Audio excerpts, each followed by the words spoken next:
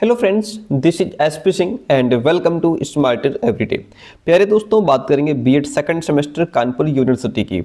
इसमें जो आपका सेकंड सेमेस्टर में फोर्थ पेपर है, सभी का कॉमन सब्जेक्ट है इन्वायरमेंटल एजुकेशन। इसको डिस्कस करेंगे, जिसमें 2025 का जो प्रीवियस क्वेश्चन पेपर रहेगा इसको हम लोग समझने वाले हैं। ठीक है, इस पीवाईक्यू के माध्यम से आप ये समझ पाएंगे कि 2025 में पेपर किस तरीके से आया था और अब मई 2026 में जो परीक्षा है उसमें किस तरीके के क्वेश्चंस आएंगे, क्वेश्चंस की लैंग्वेज क्या रहेगी, लेवल क्या रहेगा, किस हिसाब से आपको तैयारी करनी चाहिए, कैसे क्वेश्चंस पढ़ने चाहिए। इसमें पीवाईक्यू बहुत इंपॉर्टेंट रोल अदा करता है। डेट शीट आपकी जारी हो चुकी है, 11 मई से आपकी परीक्षा शुरू हो जाएगी। ठीक है, क्लासेस हमारी कंटिन्यू है। यदि आपने अभी तक क्लासेस ज्वाइन नहीं किए तो फटाफट से क्लासेस ज्वाइन कर लीजिए और कंटिन्यू पढ़ते रहिए ताकि आप बेहतर मार्क्स गेन कर पाएं।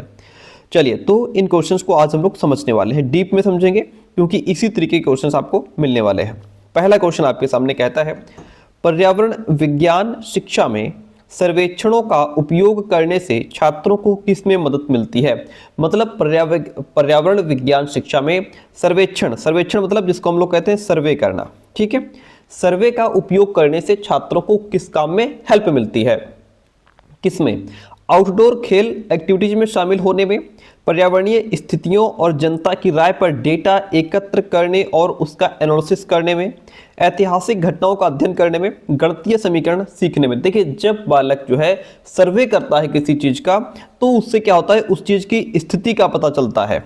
ठीक है, जब बालक पर्यावरण विज्ञान शिक्षा में सर्वे करेगा तो वो पर्यावरण की स्थितियों को जांच पाएगा, जनता की राय पर डेटा कलेक्ट कर पाएगा कि आखिर इन स्थितियों पर जनता की राय क्या है, और फिर उसका एनालिसिस भी कर पाएगा। मतलब क्या कह रहा है, सर्वेक्षण करने से छात्र पर्यावरण की स्थिति और लोगों की राय से जानकारी यानी कि डेटा इकट्ठा करना और उसका विश्लेषण करना सीखते हैं। Option B is the right one over here.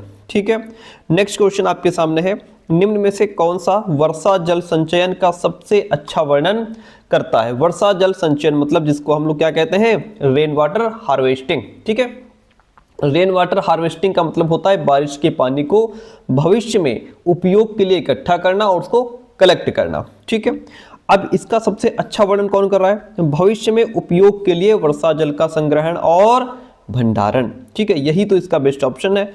Rain water harvesting के लिए सबसे अच्छा वर्णन यही है, भविष्य में उपयोग के लिए जो बारिश का पानी है उसको आप क्या करें, इकट्ठा कर लें, उसका भंडारण कर लें ताकि आप उसका यूज कर पाए फ्यूचर में।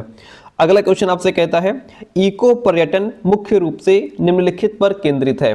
इको पर्यटन क्या होता है, देखिए किस पर केंद्रित है। पहले तो इको पर्यटन को समझो। इको पर्यटन का मतलब होता है कि आप जो है कि प्रकृति का आनंद लें और उसका संरक्षण भी करें, उसको बचाएं भी। ठीक है, प्रकृति को कोई नुकसान ना पहुंचाएं। देखिए, इस मुख्य रूप से निम्नलिखित पर केंद्रित है। किस पर केंद्रित है, प्राकृतिक क्षेत्र में बड़े रिसोर्ट्स का निर्माण करें। अगर आप प्राकृतिक क्षेत्र में बड़े बड़े रिसोर्ट्स का निर्माण करेंगे तो आप पेड़ काटेंगे, है ना, प्रकृति को नुकसान पहुंचेगा। ठीक है, ये काम हम नहीं करेंगे। प्राकृतिक क्षेत्रों में जिम्मेदार यात्रा को बढ़ावा देना, जो पर्यावरण का संरक्षण करता है और स्थानीय लोगों की भलाई में सुधार करता है। बात ठीक है। औद्योगिक गतिविधियों का विस्तार नहीं करेंगे, जैसे फैक्ट्री वगैरह लगा दोगे पर्यावरण को नुकसान पहुंचेगा। दूर दराज के स्थानों में शहरी बुनियादी ढांचे का भी विकास नहीं करेंगे, सिंपल सी बात है। प्राकृतिक क्षेत्रों में जिम्मेदार यात्रा को बढ़ावा देना, जो पर्यावरण का संरक्षण करता है और स्थानीय लोगों की भलाई में भी सुधार करता है। जैसा कि मैंने बताया, पर्यावरण इको पर्यटन का मतलब ही होता है, इसका मुख्य उद्देश्य ही होता है कि जो भी नेचर है उसका आनंद लीजिए और उसका संरक्षण भी कीजिए। ठीक है, अब संरक्षण हम कैसे कर सकते हैं, एक तो हम क्या करें कि प्रकृति का हम सम्मान करें। ठीक है, जब आप किसी जंगल, पहाड़ या नदी किनारे घूमने जाते हैं तो वहां गंदगी ना फैलाएं, जैसे कि प्लास्टिक की बोतलें ना फेंकें, पेड़ों को नुकसान ना पहुंचाएं, जानवरों को परेशान ना करें। इसका मतलब है कि आप वहां जा तो रहे हैं लेकिन प्रकृति को वैसा ही छोड़ रहे हैं जैसा वो पहले थी, उसे गंदा नहीं कर रहे हैं। अब इसमें कह रहा है जिम्मेदारी से आप घूमें। क्या करें, जिम्मेदारी से घूमना मतलब आप एक जिम्मेदार पर्यटक की तरह व्यवहार करें, शोर शराबा ना करें, वहाँ के जो भी रूल रेगुलेशंस नियम है उनका पालन करें ताकि पर्यावरण को कोई नुकसान ना हो। और दूसरी बात है, स्थानीय लोगों की भी भलाई करनी है, आपको स्थानीय लोगों की हेल्प करनी है। जब आप घूमने जाएं तो बड़े बड़े जो बड़े बड़े होटल्स हैं, विदेशी होटल हैं, उनकी बजाय वहाँ के जो स्थानीय लोग हैं, ठीक है, उनके घरों में रुकें, उनके हाथ का बना खाना खाएं, उनके बनाए हुए जो हैंडीक्राफ्ट्स हैं उनको आप खरीदें, उसको बढ़ावा दें। ठीक है, अब तो ये जो है हमारा इको पर्यटन पर, इको पर्यटन को यही अच्छे से डिस्क्राइब कर रहा है। बाकी चीजें जो है ये हमारे पर्यावरण को नुकसान पहुंचाएंगी। Option B is the right one in this question. अगला प्रश्न आपसे कहता है निम्न में से कौन सी प्रथा आमतौर पर इको पर्यटन से जुड़ी हुई है? कौन सी प्रथा? इको पर्यटन का मतलब सिर्फ घूमना नहीं बल्कि सीखना भी होता है। तो इको पर्यटन आमतौर पर इको पर्यटन से क्या जुड़ा है? पर्यटक सुविधाओं का बड़े पैमाने पर निर्माण, या फिर आकर्षण के लिए विदेशी प्रजातियों का आयात करना, उच्च कार्बन पदचिह्न गतिविधियों को प्रोत्साहित करना, पर्यटकों को स्थानीय पारिस्थितिक तंत्र और संस्कृतियों के बारे में शिक्षित करना। मैंने क्या कहा? इको पर्यटन का मतलब सिर्फ घूमना नहीं बल्कि सीखना भी है। इसमें क्या है कि पर्यटकों को स्थानीय पारिस्थितिक तंत्र और संस्कृतियों के बारे में शिक्षित करना है, जागरूकता फैलानी है। जब पर्यटक किसी जगह जाते हैं तो उन्हें बताया जाता है कि वहाँ के पेड़ पौधे, जीव जंतु, वहाँ रहने वाले लोगों का रहन सहन कैसा है। इसमें पर्यटकों के मन में एक उस जगह के प्रति सम्मान बढ़ता है। जब लोग शिक्षित होते हैं तो वे प्रकृति को नुकसान नहीं पहुंचाते बल्कि उसे बचाने में हेल्प करते हैं। इसलिए पारिस्थितिक तंत्र और संस्कृतियों के बारे में उन्हें शिक्षित करना चाहिए। Option D is the right one in this question. अगला प्रश्न आपसे कहता है पर्यावरण नैतिकता का अध्ययन है। देखिए, पर्यावरण दोहन के आर्थिक लाभ, पर्यावरण विज्ञान में तकनीकी प्रगति, पर्यावरण के साथ मानव संपर्क का मार्गदर्शन करने वाले नैतिक सिद्धांत, या फिर प्राकृतिक संसाधनों का ऐतिहासिक उपयोग। नैतिकता का साधारण मतलब क्या होता है? नैतिकता का मतलब होता है क्या सही है क्या गलत है। जब हम इस वर्ड को पर्यावरण के साथ जोड़ देते हैं तो इसका मतलब होता है कि प्रकृति के साथ हमारा व्यवहार कैसा है। तो पर्यावरण के साथ मानव संपर्क का मार्गदर्शन करने वाले नैतिक सिद्धांत पर्यावरण नैतिकता कहलाता है। मतलब ये कह रहा है कि ऐसे नैतिक या नियम सिद्धांत जो हमें सिखाते हैं कि हमें पर्यावरण के साथ कैसे सही और जिम्मेदारी से व्यवहार करना है, अपनी रिस्पॉन्सिबिलिटी भी समझनी है कि पर्यावरण के प्रति हमारी रिस्पॉन्सिबिलिटी क्या है। पर्यावरणीय नैतिकता सिद्धांत का एक उदाहरण है। क्या उदाहरण है? देखिए, भावी पीढ़ियों के लिए जैविक विविधता और पारिस्थितिकी तंत्र की अखंडता को बनाए रखना, यह पर्यावरण नैतिकता है। पर्यावरण संरक्षण पर आर्थिक विकास को प्राथमिकता देना है, या प्राकृतिक संसाधनों का उनकी पूरी क्षमता से दोहन करना है। पर्यावरण पर मानवीय गतिविधियों के प्रभाव को नजरअंदाज नहीं करना है। सिंपल सी बात है, पर्यावरण नैतिकता सिद्धांत कहता है कि भावी पीढ़ियों के लिए जैव विविधता और पारिस्थितिकी तंत्र की अखंडता को हमें बनाए रखना है। भावी पीढ़ियों, जो हमारी फ्यूचर जनरेशन है, इसका मतलब है हमारे बच्चे और उनके बाद आने वाले लोग। नैतिकता हमें सिखाती है कि हम पृथ्वी के जो भी संसाधन है, चाहे वो पानी हो, हवा हो, जंगल हो, उसका इस्तेमाल इस तरह से करें कि आने वाले लोगों के लिए भी कुछ चीजें बच पाएं। ये हमारी रिस्पॉन्सिबिलिटी है कि हम इतना खर्च करें कि आने वाले लोग भी उसका यूज कर पाएं। ठीक है। जैव विविधता, जिसको हम बायोडाइवर्सिटी कहते हैं, दुनिया में जितने भी अलग अलग तरह के पेड़ पौधे, जीव जंतु हैं, उन्हें बचा करके रखना है।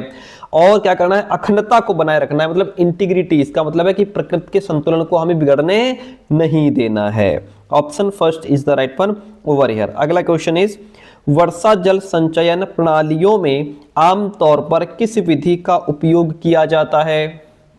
वर्षा जल संचयन सीधा मतलब है इसका कि बारिश के पानी को बहने से रोकना और उसे कृषि बर्तन या टैंक में इकट्ठा कर लेना है। ठीक है।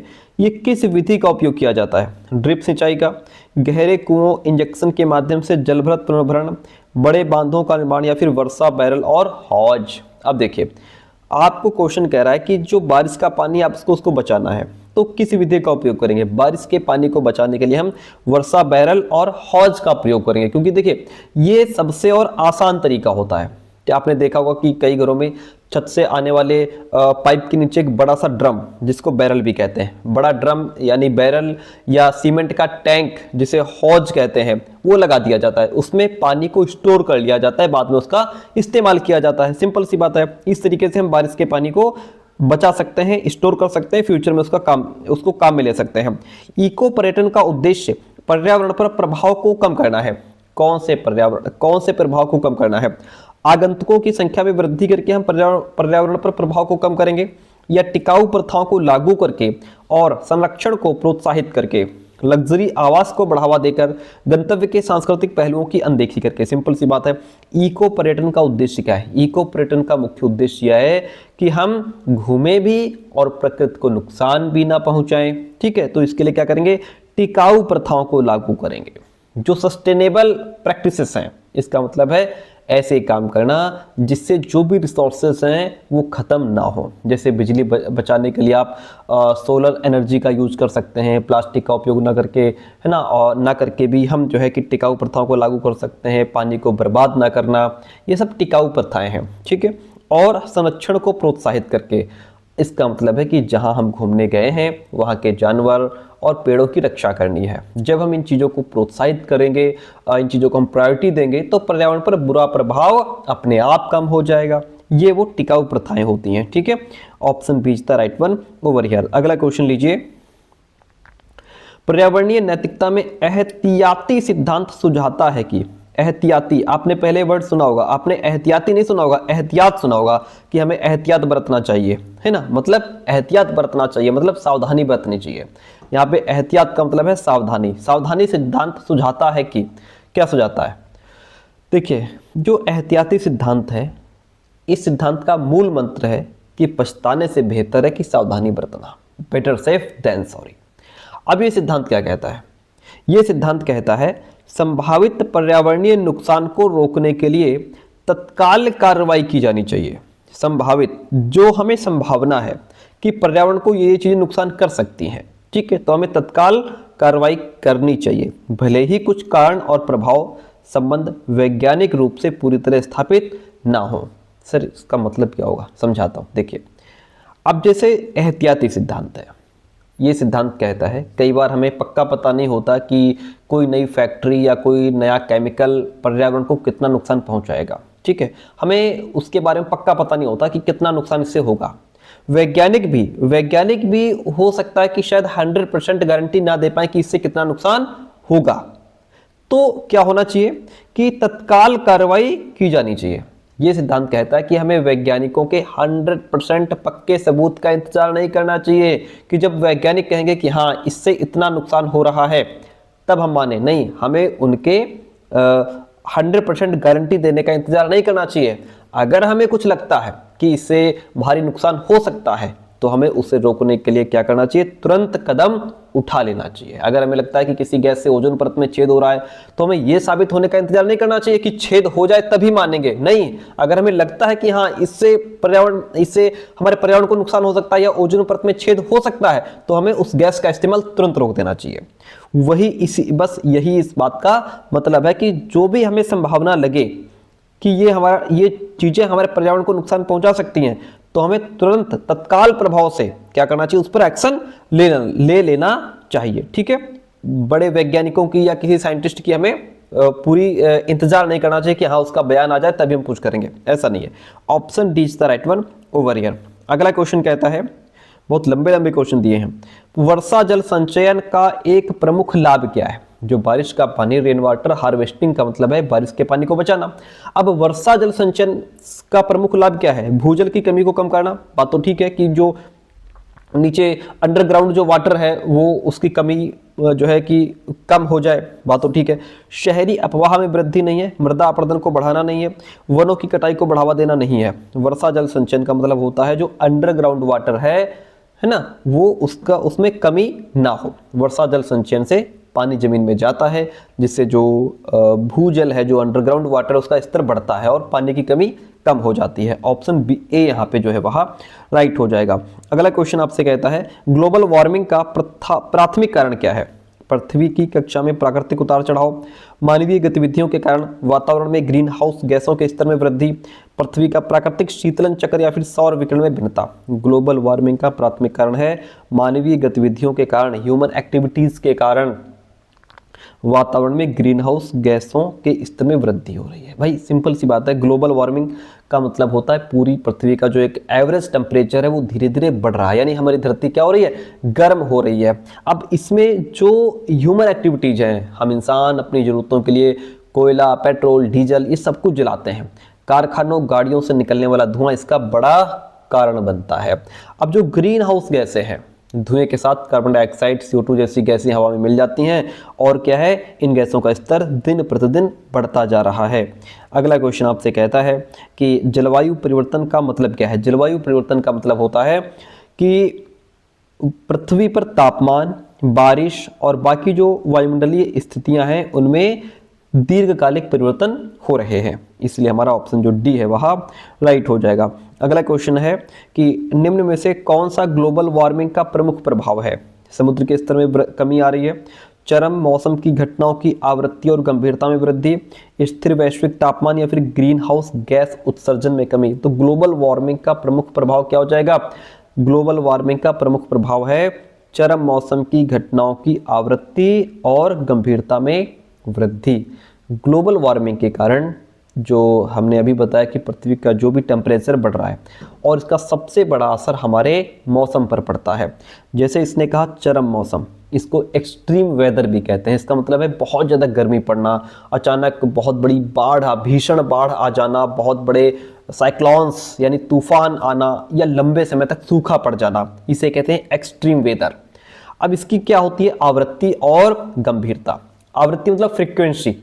ग्लोबल वार्मिंग की वजह से ऐसी घटनाएं बार बार हो रही हैं, आवृत्ति हो रही है। और दूसरी बात, पहले से कहीं ज्यादा खतरनाक होती जा रही हैं, गंभीर होती जा रही हैं। किसकी वजह से? ग्लोबल वार्मिंग की वजह से। इसलिए ऑप्शन जो बी है वो यहाँ पे आपका बेस्ट ऑप्शन हो जाएगा। कौन सी ग्रीन हाउस गैस सबसे अधिक मानवीय गतिविधियों और ग्लोबल वार्मिंग से जुड़ी है? कौन सी गैस है वो? तो वो है हमारी कार्बन डाइऑक्साइड, CO2 गैस जो है ये सबसे अधिक मानवीय गतिविधियों ग्लोबल वार्मिंग से जुड़ी हुई है। Option C is the right one over here.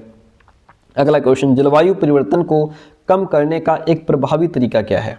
क्या कर सकते हैं कि ताकि जलवायु परिवर्तन कम से कम हो? जीवाश्म ईंधन का उपयोग करेंगे, ऊर्जा दक्षता बढ़ाएंगे, नवीकरणीय ऊर्जा स्रोतों का उपयोग करेंगे, अधिक वनों को काटेंगे, औद्योगिक उत्सर्जन बढ़ाएंगे। नहीं, बेस्ट ऑप्शन है ऊर्जा दक्षता बढ़ाना, यानी कि एनर्जी इफिशिएंसी। इसका मतलब है कि कम बिजली या ईंधन में ज़्यादा काम करना, कम बिजली खपत हो, ईंधन कम से कम जले, काम भी हमारा ज़्यादा से ज़्यादा हो। जैसे आपने पहले देखा होगा, हम लोग पुराने बल्ब लगाया करते थे, वो जो 10 रुपए का मिलता था, है ना, एकदम येलो लाइट होती, पीली लाइट होती थी, उसकी बहुत लाइट खाता था। अभी उसकी जगह पे हम लोग LED यूज करते हैं, है ना, एकदम वाइट रोशनी और बस 6 वाट का 7 वाट का बल्ब होता है, कम से कम बिजली भी खाता है। इससे बिजली की बचत होती है, प्रदूषण कम होता है। तो इस तरीके से हमें ऐसी चीज़ें यूज करनी चाहिए जो लाइट कम से कम खाएं, ठीक है। दूसरी बात, नवीकरणीय ऊर्जा स्रोतों का उपयोग करेंगे, यानी कि रिन्यूएबल एनर्जी, ऐसी ऊर्जा जो कभी खत्म नहीं होती और प्रदूषण भी नहीं फैलता। आप सोलर पावर का यूज करो, विंड पावर का यूज करो, कोयला जलाने के बजाय जो सूरज की रोशनी से बिजली बनाने का काम शुरू करो पर्यावरण के लिए। ये सब चीजें हम कर सकते हैं, इसलिए ऑप्शन जो बी है वह राइट हो जाएगा। अगला क्वेश्चन देखिए, क्वेश्चन नंबर 16 कहता है, निम्न में से कौन सा जलवायु परिवर्तन का परिणाम है? देखिए, जैव विविधता में कमी आई है, अधिक स्थिर मौसम पैटर्न हो गया है। जब जलवायु परिवर्तन होता है तो जो है मौसम स्थिर नहीं रहता, अस्थिर हो जाता है। कभी भी बाढ़, तूफान, कभी भी कुछ भी होने लगता है, ठीक है। विश्व स्तर पर लंबी कठोर सर्दियां या फिर कम वैश्विक औसत तापमान नहीं। अगर जलवायु परिवर्तन होता है तो उसका रिजल्ट ये है कि जैव विविधता में कमी आ जाती है, लॉस ऑफ बायोडाइवर्सिटी हो जाता है। मतलब सर, इसका मतलब है कि पेड़ पौधों, जीव जंतुओं की अलग अलग प्रजातियों का खत्म होना या फिर उनका मर जाना, यही है बायोडाइवर्सिटी का लॉस। ओके, ऑप्शन जो ए है वो यहाँ पे आपका राइट हो जाएगा। अगला क्वेश्चन आपसे कहता है, पेरिस समझौते का लक्ष्य क्या है? पेरिस समझौते का लक्ष्य क्या है भाई? देखिए, इसका लक्ष्य क्या है? ग्लोबल वार्मिंग को पूर्व औद्योगिक स्तर से 2 डिग्री सेल्सियस से नीचे तक सीमित रखना। पहले बात करते हैं पेरिस समझौते की। पेरिस समझौता आपको बता दें कि 2015 में दुनिया के लगभग सभी देशों के बीच हुआ एक समझौता है, और इसका मुख्य उद्देश्य जो है वो धरती को बहुत अधिक गर्म होने से बचाना है, ठीक है। अब जैसे ये कह रहा है कि ग्लोबल वार्मिंग को पूर्व औद्योगिक स्तर यानी कि प्री इंडस्ट्रियल लेवल, इसका मतलब है कि वो समय जब बड़ी बड़ी फैक्ट्रियां, मशीनें नहीं थी, लगभग 1750 से पहले की बात है, जब बड़ी बड़ी फैक्ट्रियां, मशीनें नहीं थी, उस समय धरती का जो तापमान था वो आज के मुकाबले काफी कम था, ठीक है। अब ये कह रहा है कि पूर्व औद्योगिक स्तर से 2 डिग्री सेल्सियस से नीचे तक सीमित रखना, यानी कि एक लक्ष्मण रेखा दे दी गई हमको कि 2 डिग्री सेल्सियस से हमको तापमान नीचे रखना है। वैज्ञानिकों का मानना है कि अगर धरती का टेम्परेचर इस 2 डिग्री सेल्सियस से ज्यादा बढ़ गया तो समुद्र का स्तर इतना बढ़ जाएगा कि कई शहर डूब जाएंगे, मौसम बेकाबू हो जाएगा। इसलिए हमें क्या करना है, 2 डिग्री सेल्सियस से इसको नीचे तक ही सीमित रखना है। यानी कि पेरिस समझौते में देशों ने, कई सारी कंट्रीज ने ये वादा किया है कि वे प्रदूषण कम करेंगे ताकि टेम्परेचर जो है वो ना बढ़े, यानी 2 डिग्री सेल्सियस से काफ़ी नीचे रखा जा सके, और कोशिश की जाएगी कि ये 1 से 1.5 डिग्री सेल्सियस से ज़्यादा ना बढ़ पाए। ठीक है, यही है पेरिस समझौता, और ऑप्शन जो बी है वो यहाँ पे आपका बेस्ट ऑप्शन हो जाएगा। अगला क्वेश्चन आपसे कहता है जलवायु परिवर्तन अनुकूलन में क्या शामिल है। जलवायु परिवर्तन अनुकूलन का मतलब होता है कि जलवायु के प्रभावों के अकॉर्डिंग, कि जलवायु का क्या प्रभाव है उसके अकॉर्डिंग खुद को ढाल लेना या बदलाव करना, उसके अनुकूल हो जाना। ठीक है, अब जलवायु परिवर्तन अनुकूलन में क्या शामिल है, इसमें नवीकरणीय ऊर्जा का उपयोग करेंगे, जलवायु परिवर्तन के प्रभावों को नजरअंदाज हम नहीं करेंगे, अवास्तविक या अपेक्षित जलवायु उत्तेजनाओं के जवाब में प्राकृतिक या मानव प्रणालियों में समायोजन करेंगे, एडजस्ट करेंगे, जैसी जलवायु उसके हिसाब से हम एडजस्ट हो जाएंगे। अब देखिए ये कह रहा है कि जब जलवायु बदलती है अभी, यानी अपेक्षित, वास्तविक या अपेक्षित, वास्तविक मतलब अभी या फिर अपेक्षित यानी कि अभी या फिर भविष्य में, जब भी जलवायु बदलती है तो इंसान और नेचर खुद को उस बदलाव के हिसाब से ढाल लेते हैं। जैसे ज़्यादा गर्मी है तो लोग एक जगह से दूसरी जगह ट्रांसफ़र हो जाते हैं, जहाँ ठंडी जगह है वहाँ चले जाते हैं, या फिर अपना रहने का तरीका बदल लेते हैं। हम लोग अपना एसी व कूलर जो भी कुछ है, फ्रिज वगैरह चलाने लग जाते हैं, और कम बारिश हो तो उसके हिसाब से फिर किसान अपनी फसलें बदल देते हैं। यानी परिस्थिति के अनुसार खुद को बदलना ही अनुकूलन है। ठीक है, ऑप्शन जो सी है वो यहाँ पे आपका बेस्ट हो जाएगा। अगला क्वेश्चन आपसे कहता है कार्बन पदचिह्न मापता है। सर कार्बन पदचिह्न क्या होता है? देखिए पदचिह्न का मतलब क्या होता है, आप सुबह से रात तक जो भी काम करते हैं, जैसे कार चला रहे हैं, लाइट जला रहे हैं, मोबाइल चार्ज कर रहे हैं, ठीक है, उससे हवा में कुछ गैसें निकलती हैं। इन गैसों का जो कुल हिसाब किताब होता है ना, उसे ही कार्बन पदचिह्न कहते हैं। ठीक है, तो अब उससे ही हम क्या कहते हैं, कार्बन पदचिह्न। अब ये कह रहा है कि देखिए मानव गतिविधियों द्वारा उत्सर्जित ग्रीन हाउस गैसों की कुल मात्रा आमतौर पर CO2 के बराबर टन में व्यक्त की जाती है, यही कार्बन पदचिह्न मापता है। अब ये कह रहा है कि CO2 के बराबर टन में व्यक्त की जाती है, यानी कि CO2 के बराबर टन। हम अलग अलग गैसें निकालते हैं जैसे मीथेन, ठीक है, लेकिन मापने में आसानी हो इसके लिए इसको कार्बन डाइऑक्साइड यानी CO2 के वजन यानी कि टन में बदल कर, किसमें, टन में बदल कर गिना जाता है। यह हमें बताता है कि हम व्यक्तिगत तौर पर या एक देश के तौर पर पर्यावरण को कितना नुकसान पहुंचा रहे हैं, यही मापता है कार्बन पदचिह्न। ऑप्शन जो फर्स्ट है वो यहाँ पे आपका राइट हो जाएगा। अगला क्वेश्चन आपसे कहता है, क्वेश्चन इज सतत विकास को सर्वोत्तम रूप से परिभाषित किया गया है। सतत विकास को सर्वोत्तम रूप से परिभाषित किया गया है किसके आधार पर? देखिए विकास जो भविष्य की पीढ़ियों की अपनी जरूरतों को पूरा करने की क्षमता से समझौता किए बिना वर्तमान की जरूरतों को पूरा करता है, ये वो है। या फिर पर्यावरणीय प्रभाव पर कम ध्यान देते हुए तीव्र औद्योगिक विकास, सभी प्रकार के आर्थिक विकास को सीमित करना, प्राकृतिक संसाधनों का उनकी पूरी सीमा तक दोहन। क्या है भाई, सतत विकास को सर्वोत्तम रूप से किस लाइन में डिफाइन किया गया है? सतत विकास होता क्या है? सतत विकास जिसको हम सस्टेनेबल डेवलपमेंट भी कहते हैं, इसका मतलब है वर्तमान की जरूरतें पूरी करना लेकिन भविष्य की पीढ़ियों की जरूरतों से समझौता किए बिना। मतलब कि हम आज अपने काम के लिए जितने भी रिसोर्सेज, जितने भी संसाधन इस्तेमाल करें, उन्हें इतना खत्म ना करना कि आने वाली पीढ़ियों की कमी हो जाए। तो यहाँ पे देखिए ये कह रहा है कि विकास ऐसा डेवलपमेंट जो भविष्य की पीढ़ियों की अपनी ज़रूरतों को पूरा करने की क्षमता से समझौता किए बिना वर्तमान की ज़रूरतों को पूरा करता है। मतलब कि हम चीज़ों को इतना इस्तेमाल करें कि हमारी भी ज़रूरतें पूरी हो जाएं और हमारी आने वाली पीढ़ी के लिए भी चीज़ें बची रहें। पानी जैसे पानी बचा करके इस्तेमाल करो, है ना, आज भी हमारा काम चल जाए, आज से जो 100 साल बाद आएंगे उनका भी काम चलता रहे। पेड़ काटने की जगह नए पेड़ लगाओ, ठीक है, अगर एक काट रहे हो तो 10 पेड़ लगाओ, यानी आज भी काम चले और भविष्य में भी लोगों को दिक्कत ना हो। यही है हमारा सर्वोत्तम सतत विकास का सर्वोत्तम रूप से जो लाइन डिफाइन कर रही है, इसका मतलब यही है, ठीक है, कि हम आज भी चीज़ों को यूज़ करें और आगे के लिए भी वो बची रहे। Option A is the right one over here. अगला क्वेश्चन है 21 नंबर क्वेश्चन आपके सामने, कहता है कि पर्यावरण संरक्षण का मुख्य उद्देश्य क्या है? औद्योगिक उत्पादन बढ़ाना, प्राकृतिक संसाधनों और जैव विविधता का संरक्षण करना, शहरीकरण को बढ़ावा देना, तकनीकी विकास को बढ़ावा देना। पर्यावरण संरक्षण का मतलब है प्राकृतिक संसाधनों और बायोडाइवर्सिटी का संरक्षण करना। भाई पर्यावरण संरक्षण का मतलब ये है कि प्रकृति को बचाओ, उसकी देखभाल करो। अब इसमें जो हमारे प्राकृतिक संसाधन है, नेचुरल रिसोर्सेज, इसमें वो सभी चीजें आ जाती हैं जो हमें प्रकृति से फ्री मिलती हैं, जैसे साफ पानी, ताजी हवा, उपजाऊ मिट्टी, खनिज। इन्हें बचाना जरूरी है ताकि ये खत्म ना हो जाएं। और बायोडाइवर्सिटी, इसका मतलब है कि पृथ्वी पर रहने वाले सभी तरह के जीव जंतु और पेड़ पौधे, ठीक है, तो उनका हमें क्या करना है संरक्षण करना है, क्योंकि संरक्षण का उद्देश्य ये सुनिश्चित करना है कि कोई भी प्रजाति विलुप्त ना हो जाए, गायब ना हो जाए। ठीक है, ऑप्शन जो बी है वह राइट हो जाएगा। अगला क्वेश्चन है, पर्यावरण संरक्षण में निम्न में से कौन सी एक प्रमुख रणनीति है? पर्यावरण संरक्षण में जीवाश्म ईंधन की खपत में वृद्धि करेंगे, वनों की कटाई की गतिविधियों का विस्तार करेंगे, प्रदूषण को सीमित करने के लिए कानूनों को लागू करना। ये बात बेस्ट है कि पर्यावरण को बचाना है तो प्रदूषण को सीमित करने के लिए कानून बनाओ, जो प्रदूषण फैलाए उस पर डंडा चलाओ। Option C is the right one over here. डंडा चलाने का मतलब नियम कानून लागू करो। जैव विविधता हॉटस्पॉट वो क्षेत्र है जो क्या कम प्रजाति विविधता वाला है, जैव विविधता में समृद्ध है और मानवीय गतिविधियों से खतरे में है, जलवायु परिवर्तन से प्रभावित नहीं है, इसकी कोई स्थानीय यानी एंडेमिक प्रजाति नहीं है।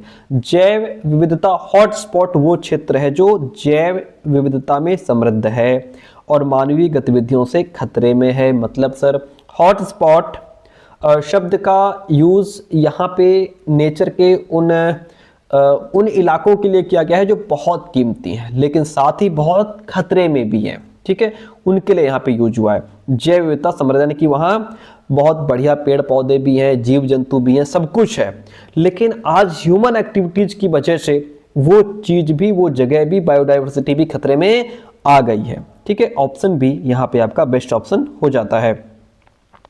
पर्यावरण संरक्षण एजेंसियों की प्राथमिक भूमिका क्या है? जो पर्यावरण संरक्षण एजेंसियां हैं वो उनका प्राथमिक भूमिका क्या है, क्या करना चाहिए उनको? पर्यावरण को प्रभावित करने वाली गतिविधियों की निगरानी और विनियमन करना चाहिए सर। भाई देखिए यहाँ पे जो पर्यावरण संरक्षण एजेंसियां हैं वो प्रकृति के चौकीदार भी हैं, ये मान के चलो आप। तो ये क्या करें कि पर्यावरण को जो भी चीजें प्रभावित कर रही हैं, ठीक है, उन गतिविधियों की वो मॉनिटरिंग करें, निगरानी करें। इसका मतलब है लगातार चेक करते रहना, जैसे क्या शहर की हवा में प्रदूषण तो नहीं बढ़ रहा है, क्या नदी का पानी पीने लायक है या नहीं है। ये एजेंसियां डेटा कलेक्ट करती हैं ताकि पता चल सके कि पर्यावरण की आखिर स्थिति कैसे, मॉनिटर करती हैं चीज़ों को। और विनियमन करना, रेगुलेशन जिसको कहते हैं, इसका मतलब है कि नियम बनाओ, उन्हें लागू करो। ये एजेंसियां तय करती हैं कि एक फैक्ट्री कितना धुआं छोड़ सकती है, इससे ज़्यादा धुआं छोड़ेगी तो उस पर नियम कानून लगा दिए जाएंगे, बंद कर दिया जाएगा, या कचरा कहाँ फेंकना है, अगर कोई गलत जगह कचरा फेंका जाएगा तो उस पर 500 रुपये फाइन पड़ेगा। इस तरीके से अगर कोई नियम तोड़ता है तो ये एजेंसियां उन पर जुर्माना भी लगाती हैं या उन्हें बंद कर देती हैं। यही है कि पर्यावरण को प्रभावित करने वाली गतिविधियों की निगरानी और विनियमन करना, यही इनका जो है वो प्राथमिक भूमिका है। अगला क्वेश्चन आपसे है कि निम्न में से कौन सी एक टिकाऊ कृषि पद्धति है? मोनोकल्चर खेती, सिंथेटिक उर्वरकों और कीटनाशकों का उपयोग, फसल चक्र और जैविक खेती, काटकर जलाओ कृषि। क्या है? तो वो है हमारी फसल चक्र और जैविक खेती जो है टिकाऊ कृषि पद्धति है। टिकाऊ कृषि का मतलब होता है ऐसी खेती जो जमीन यानी मिट्टी को खराब ना करे, या जिसको कहते हैं कि बीमार ना करे, ताकि आने वाले कई सालों तक उस पर अच्छी फसल उगती रहे। ठीक है, अब उसके लिए क्या करो आप? फसल चक्र अपनाओ। इसका मतलब है खेत में बदल बदल करके फसलें उगाना। एक बार गेहूं लगा दिया, धान लगा दिया, गन्ना लगा दिया, मक्का लगा दी, है ना। इस तरीके से अलग अलग प्रकार की जब फसलें लगाते हो तो मिट्टी की ताकत, जो उसमें पोषक तत्व हैं वो बने रहते हैं, कीड़े भी कम लगते हैं। और दूसरी बात है जैविक खेती, ऑर्गेनिक फार्मिंग। इसमें जहरीले रसायनों की बजाय आप गोबर की खाद, कंपोस्ट, जो नेचुरल खाद होती है उसका उपयोग करें। इससे मिट्टी उपजाऊ रहती है और जो खाना हम खाते हैं वो भी सेहतमंद होता है। अच्छी बात है, इसलिए ऑप्शन जो है वो यहाँ पे सी हो जाएगा। हाँ, तो प्यारे दोस्तों आपको बताते चले कि हम पेड नोट्स भी प्रोवाइड कराते हैं।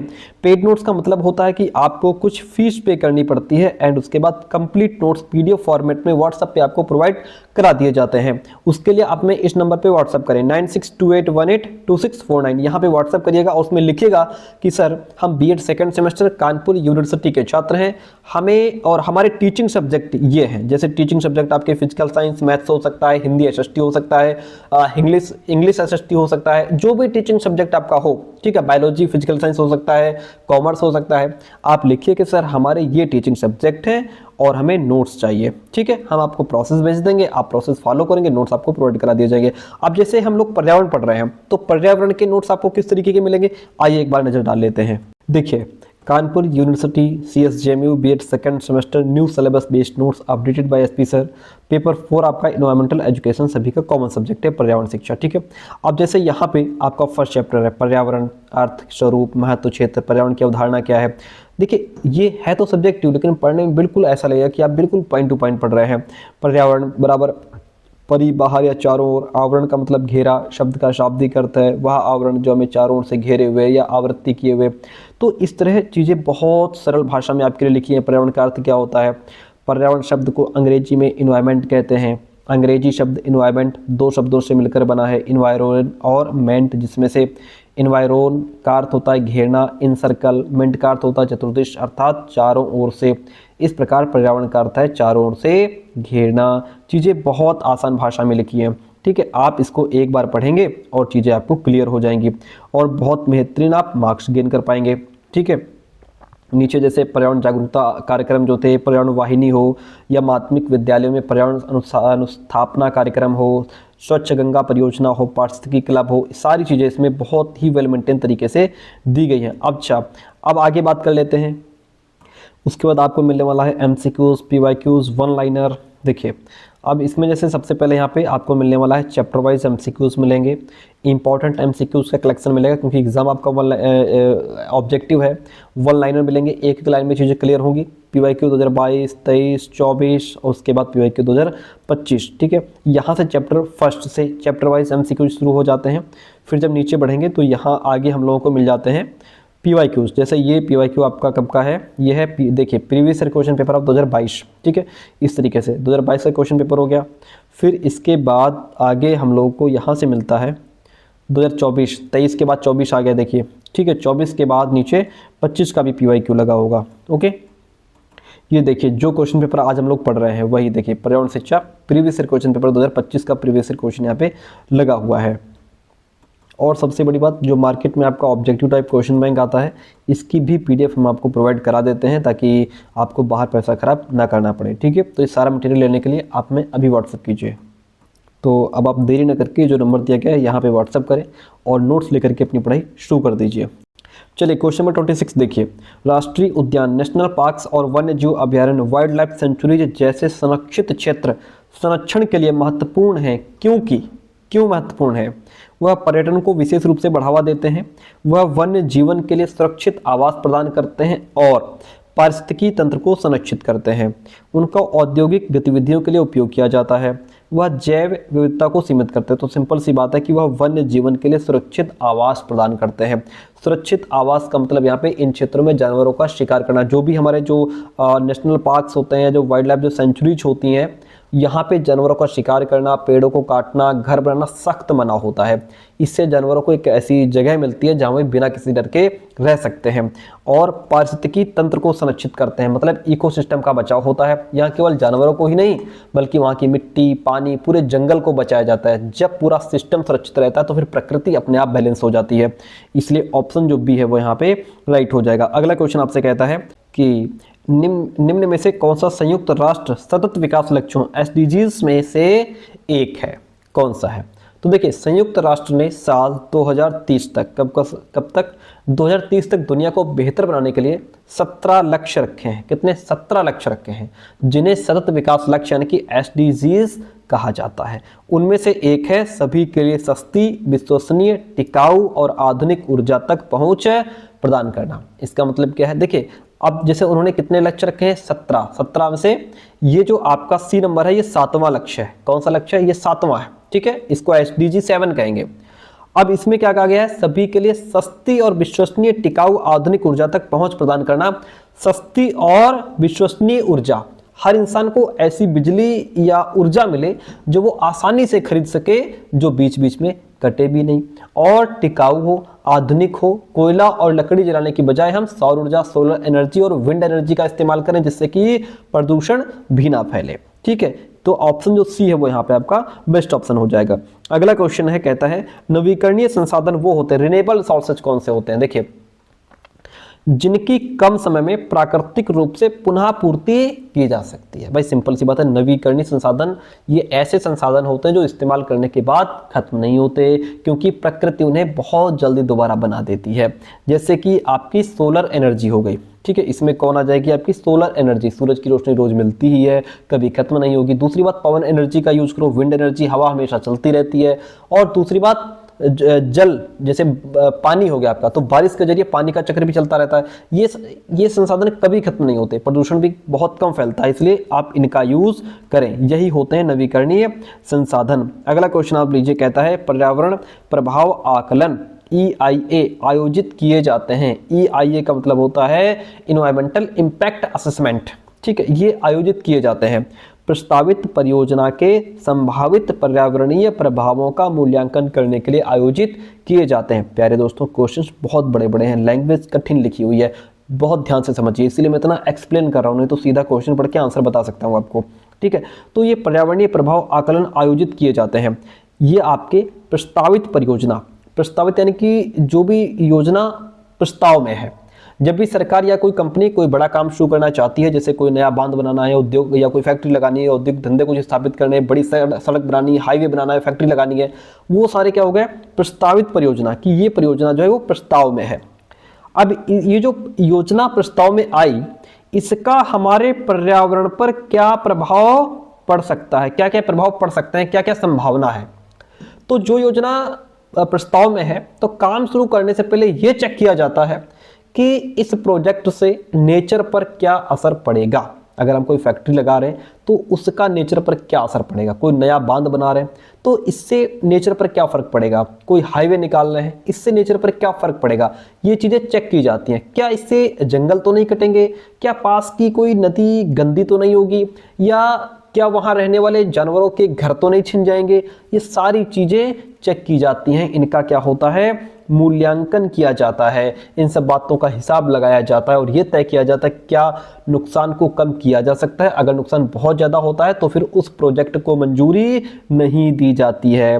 पर्यावरणीय प्रभाव आकलन आयोजित किए जाते हैं किसके लिए, इन सब चीज़ों का आकलन करने के लिए। ऑप्शन फर्स्ट यहाँ पे हमारा बेस्ट हो जाता है। कहता है कि कौन सी प्रथा जल संरक्षण में सहायक होती है, पानी को बचाने में सहायक है। जल संरक्षण का मतलब है पानी को बचाना, उसकी बर्बादी को रोकना। कौन सी चीज है, तो वो है इसमें दांतों को ब्रश करते समय पानी चलने देना नहीं। कृषि के लिए ड्रिप सिंचाई का उपयोग बेस्ट ऑप्शन है। क्या करना है, कृषि के लिए ड्रिप सिंचाई का उपयोग करके हम पानी को बचा सकते हैं। ड्रिप सिंचाई, इसमें पाइपों के जरिए पानी सीधे पौधों की जड़ों में गिराया जाता है, इसमें पूरा खेत भरा नहीं जाता है ना। ऑप्शन बी यहाँ पे राइट हो जाएगा। जलवायु कार्रवाई करने में शामिल है, जलवायु कार्रवाई करने में शामिल है ग्रीन हाउस गैस उत्सर्जन को कम करना और जलवायु परिवर्तन के प्रभावों को अपनाना। देखिए, जलवायु कार्रवाई इसका मतलब है ऐसे स्टेप, क्या कहते हैं, ऐसे कदम उठाना जो हमारी पृथ्वी को गर्म होने से बचा सके। अब इसमें ग्रीन हाउस गैस उत्सर्जन को कम करना मतलब जो प्रदूषण फैलाने वाली गैसें हैं, जैसे कि आपकी CO2 कार्बन डाइऑक्साइड, इसके निकलने को कम करना। कैसे कम कर सकते हैं भाई, फैक्ट्रियों का धुआं कम करके, ज़्यादा पेड़ लगा करके, पेट्रोल डीजल के बजाय सोलर पावर का यूज़ करके, है ना। हम इसको क्या कर सकते हैं, ये जो ग्रीन हाउस गैस उत्सर्जन इसको कम कर सकते हैं और जलवायु परिवर्तन के प्रभाव को अपना सकते हैं। ठीक है, अपनाना यानी कि उसके अनुकूलन करना, जो जलवायु परिवर्तन हो चुका है उसके साथ जीना सीख लें।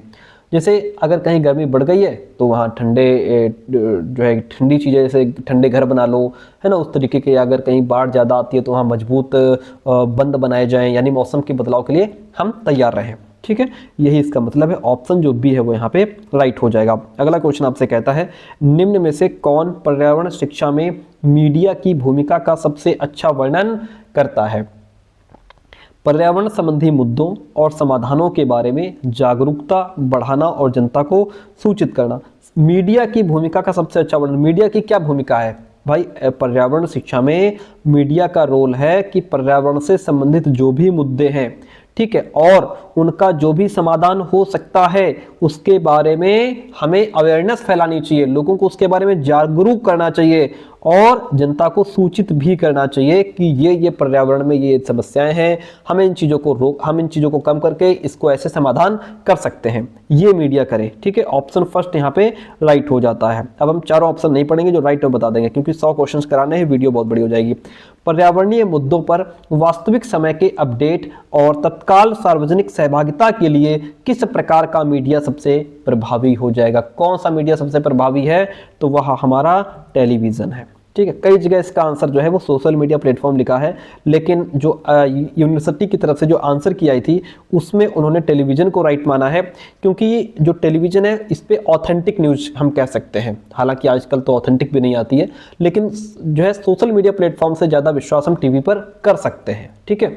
वरना आजकल को तो जिंदा अभिनेता को ये लोग मार देते हैं, तो टेलीविज़न पर भी विश्वास नहीं है, लेकिन उसके बावजूद भी कुछ हद तक सोशल मीडिया प्लेटफॉर्म से इस पर ज़्यादा विश्वास कर सकते हैं। यहाँ तो ज़्यादा नेगेटिविटी या ज़्यादा फेक चीज़ होती हैं।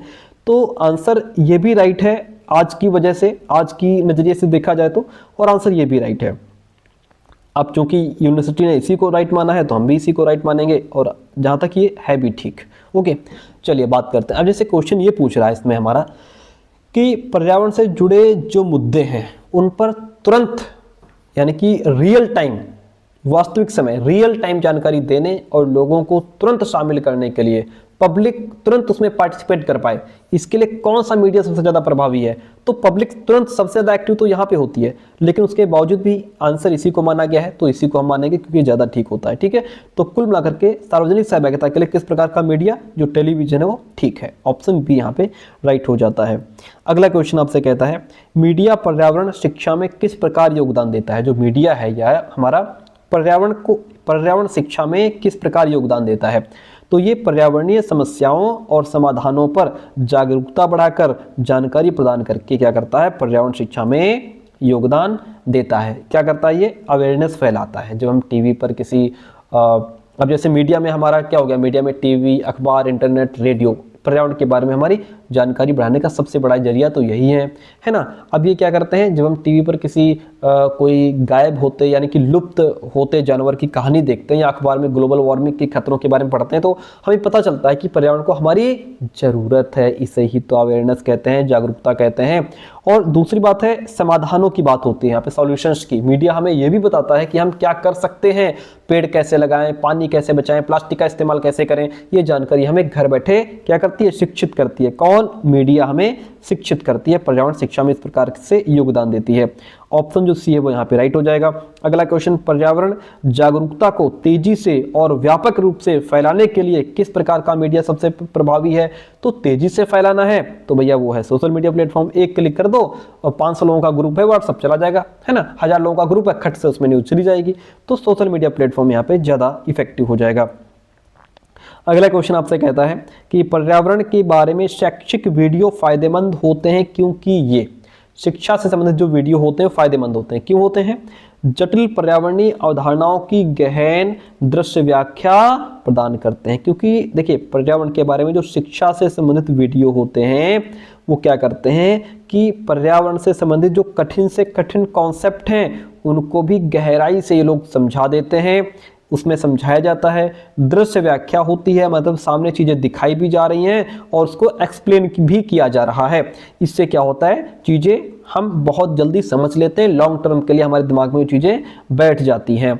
अगला क्वेश्चन आपसे कहता है स्कूलों में वृक्षारोपण गतिविधियों का प्राथमिक लाभ निम्न में से क्या है? जो स्कूलों में आप वृक्षारोपण करवाते हो इसका प्राथमिक लाभ क्या है भैया? इसका प्राथमिक लाभ है स्थानीय जैव विविधता को बढ़ाना और कार्बन डाइऑक्साइड के स्तर को कम करना। अब जैसे स्थानीय जैव विविधता को कैसे बढ़ाएंगे, लोकल बायोडाइवर्सिटी को कैसे बढ़ाएंगे? अब जैसे लोकल बायोडाइवर्सिटी को बढ़ाने की बात है तो यहाँ पे एक पेड़ सिर्फ लकड़ी और पत्ते नहीं है, वो एक पूरा घर है। पेड़ लगाने से वहाँ आपके वहाँ आपके पक्षी, है ना, गिलहरियाँ, तितलियां और कई तरह के छोटे छोटे कीड़े मकोड़े आने लगते हैं। इससे स्कूल का वातावरण प्राकृतिक रूप से समृद्ध हो जाता है ना। तो ये लोकल डाइवर्सिटी में ये चीजें बढ़ेगी। और इस जब हम पेड़ लगाते हैं तो कार्बन डाइऑक्साइड का स्तर कम हो जाता है। पेड़ हवा से जहरीली गैस जो कार्बन डाइऑक्साइड है उसको सोख लेते हैं और हमें ताजा ऑक्सीजन देते हैं। ये हवा को साफ करने का सबसे सस्ता बेहतरीन काम है। ठीक है, तो यही जो है स्कूलों में वृक्षारोपण का प्राथमिक लाभ होता है। अगला क्वेश्चन आपसे कहता है कि स्कूलों में पर्यावरण जागरूकता अभियान का उद्देश्य क्या है। स्कूलों में जो हम पर्यावरण जागरूकता अभियान चलाते हैं हर साल, उसका मतलब क्या है। स्कूल में हम जब हम पर्यावरण दिवस मनाते हैं या कोई रैली निकालते हैं तो उसका असली मकसद होता है छात्रों और समुदाय को पर्यावरणीय मुद्दों और टिकाऊ प्रथाओं के बारे में सूचित और शिक्षित करना। कि हम उनको क्या करें, सूचित करें। पहली बात तो यह है सूचित, इन्फॉर्म करना। देखिए, इन्फॉर्म और शिक्षित करना दोनों अलग अलग बातें हैं। इन्फॉर्म का मतलब छात्रों को ये बताना कि हमारी धरती के साथ क्या गलत हो रहा है, जैसे प्रदूषण या पेड़ों को काटा जा रहा है, क्या क्या गलत हो रहा है, कैसे नदियां गंदी हो रही हैं, है ना। तो कैसे ध्वनि प्रदूषण हो रहा है, मृदा प्रदूषण हो रहा है, कैसे चीजें बढ़ रही हैं, ये हमने इन्फॉर्म कर दिया। अब हम क्या करेंगे, उनको शिक्षित करेंगे। उन्हें ये सिखाना कि हम इसे कैसे ठीक कर सकते हैं, ये भी सिखाना है। ठीक है, किसको, छात्रों को और समुदाय को चीजें सिखानी है। और किसके माध्यम से सिखानी है, टिकाऊ प्रथाओं के माध्यम से, जो टिकाऊ चीजें हैं। ऐसा नहीं कि आज वो काम करें कल वो गायब हो जाए, नहीं, टिकाऊ काम होना चाहिए। छात्रों को, समुदायों को ऐसी आदतें सिखाना जो प्रकृति के लिए अच्छी हो, जैसे पानी बचाना। पानी बचाना क्या है, टिकाऊ चीज है ना, कि हम हमेशा पानी बचाएं। बिजली का फालतू इस्तेमाल ना करें कि घर से निकल गए पंखा चलता छोड़ गए, या कहीं मोटर चल रही तो उसको चलता ही छोड़ दिया, बल्ब जल रहा है जलता ही, दिन में भी बल्ब जल रहे हैं, इस तरीके का इस्तेमाल ना करें। और जो भी कचरा है उसको सही जगह फेंके, सही इस्तेमाल करें। ठीक है, तो इस तरीके से हम क्या कर सकते हैं, टिकाऊ प्रथाएं अप्लाई कर सकते हैं। ओके, दूसरी बात है समुदाय तक बात पहुंचेगी। स्कूल से शुरू हुई ये बातचीत बच्चों के जरिए उनके पेरेंट्स, उनके पड़ोसियों तक पहुंचती है, जिससे पूरा समाज जागरूक हो जाता है। बस यही स्कूलों में पर्यावरण जागरूकता अभियान का उद्देश्य होता है। यही क्वेश्चंस आपसे लैंग्वेज घुमा फिरा करके दोबारा पूछे जाएंगे 2026 में, ध्यान रखिएगा। इसलिए इतना एक्सप्लेन हम आपके लिए कर रहे हैं। 39 नंबर क्वेश्चन कहता है, पर्यावरण शिक्षा के एक भाग के रूप में स्मारकों को संरक्षित करने से छात्रों को कैसे मदद मिलती है। जो भी हमारे जो हिस्टोरिकल बिल्डिंग्स हैं, पुराने स्मारक हैं, आपका जैसे लाल किला हो गया, कुतुब मीनार हो गया, ताजमहल हो गया, और बहुत सारे हमारे घरों के या गांव में कई बार बहुत पुराने पुराने मंदिर हुआ करते हैं, है ना। तो उनको संरक्षित करने से छात्रों को कैसे मदद मिलती है। देखिएगा, सांस्कृतिक विरासत की उपेक्षा करने में, ऐतिहासिक स्थलों और उनके संरक्षण के महत्व को समझने में हेल्प मिलती है। सबसे बेस्ट ऑप्शन हमारा यही है। अक्सर हमें लगता है कि पर्यावरण का मतलब सिर्फ पेड़ पौधे हैं, लेकिन हमारे आसपास की जो पुरानी इमारतें हैं, स्मारक हैं, है ना, जैसे मैंने बताया ताजमहल, लाल किला या कुतुब मीनार, पुराने मंदिर हो गए, ये भी हमारे मानव निर्मित पर्यावरण का हिस्सा होते हैं। ठीक है, अब ये जो भी ऐतिहासिक स्थल हैं, हिस्टोरिकल साइट्स हैं, ये इमारतें हमें बताती हैं कि हमारे पूर्वज कैसे रहते थे, उनकी कला कैसी थी, है ना। उनके संरक्षण के महत्व को समझने में ये हेल्प करते हैं। जब छात्र ये स्मारकों को बचाने के बारे में सीखते हैं तो उनके मन में एक अपनी संस्कृति और विरासत के प्रति एक सम्मान पैदा होता है। वे सीखते हैं कि जो चीज़ एक बार टूट गई है उसे दोबारा वैसा नहीं बनाया जा सकता, हमें इसलिए इसको क्या करना चाहिए, बचाना चाहिए। भाई, ये हमारी रिस्पॉन्सिबिलिटी होती है। इससे बच्चों में एक ये भी अंडरस्टैंडिंग डेवलप होती है कि जैसे हमें प्रकृति को बचाना है, वैसे ही अपनी पुरानी धरोहर को भी साफ सुथरा सुरक्षित रखना है। ये हमारी रिस्पॉन्सिबिलिटी है। तो बच्चे के अंदर यहाँ पे जिम्मेदारी का भी भाव एक पैदा हो जाता है इन स्मारकों को संरक्षित करने से। अगला क्वेश्चन 40 नंबर क्वेश्चन कहता है, पर्यावरण शिक्षा में सामुदायिक कार्य में निम्न गतिविधियां शामिल हो सकती हैं। सामुदायिक कार्य, देखिए, सामुदायिक कार्य का मतलब होता है जब मोहल्ले या समाज के लोग मिलकर, है ना, काम करते हैं, मिलकर अपनी जगह को बेहतर बनाने के लिए, साफ सफाई रखने के लिए काम करते हैं। यानी कि कुल मिलाकर सामुदायिक कार्य वो होता है जहां सब मिलकर के काम करें। ठीक है, अब इसमें क्या क्या शामिल हो सकता है, सफाई अभियान शामिल हो जाएगा भाई, है ना, कि भाई जैसे संडे के दिन सब मोहल्ले के लोग मिलकर के अपने मोहल्ले की सफाई करेंगे, सड़क को साफ करेंगे। ठीक है, रिसाइकलिंग कार्यक्रम चलाएंगे कि जो पुरानी चीज़ें, प्लास्टिक या कागज़, प्लास्टिक के डिब्बे, जो भी खराब चीज़ें पड़ी हैं उनको फेंकने की बजाय उन्हें फिर से इस्तेमाल करेंगे, है ना, या और कहीं भेज देंगे। सामुदायिक उद्यानों में भाग लेना, किसी खाली ज़मीन पर मिलकर के सब लोग मिलकर के पेड़ पौधे लगा देंगे, सब्जियां लगा देंगे, है ना। तो इससे क्या हो, ये जो है पर्यावरण शिक्षा में सामुदायिक कार्य में ये सब गतिविधियां शामिल हो सकती हैं। ठीक है, सामुदायिक कार्य में हम ये सब काम कर सकते हैं, मिलकर सफाई कर सकते हैं, मिलकर के रिसाइकलिंग कार्यक्रम कर सकते हैं, खराब पड़ी चीज़ों से बढ़िया बना सकते हैं, और जो है खाली पड़ी ज़मीन पर हम पेड़ पौधे, बाग बगीचे, सब्जियां लगा सकते हैं। वृक्षारोपण पहल में शामिल छात्र इसके बारे में सीखते हैं। अगर वृक्षारोपण पहल चल रही है, ठीक है, तो उसमें जो भी छात्र शामिल हुए हैं वो क्या सीखते हैं, वो सीखते हैं पारिस्थितिक तंत्र, कार्बन पृथक्करण और आवास निर्माण में पेड़ों की भूमिका। जब छात्र पेड़ लगाते हैं तो वो क्या सीखते हैं, इकोसिस्टम।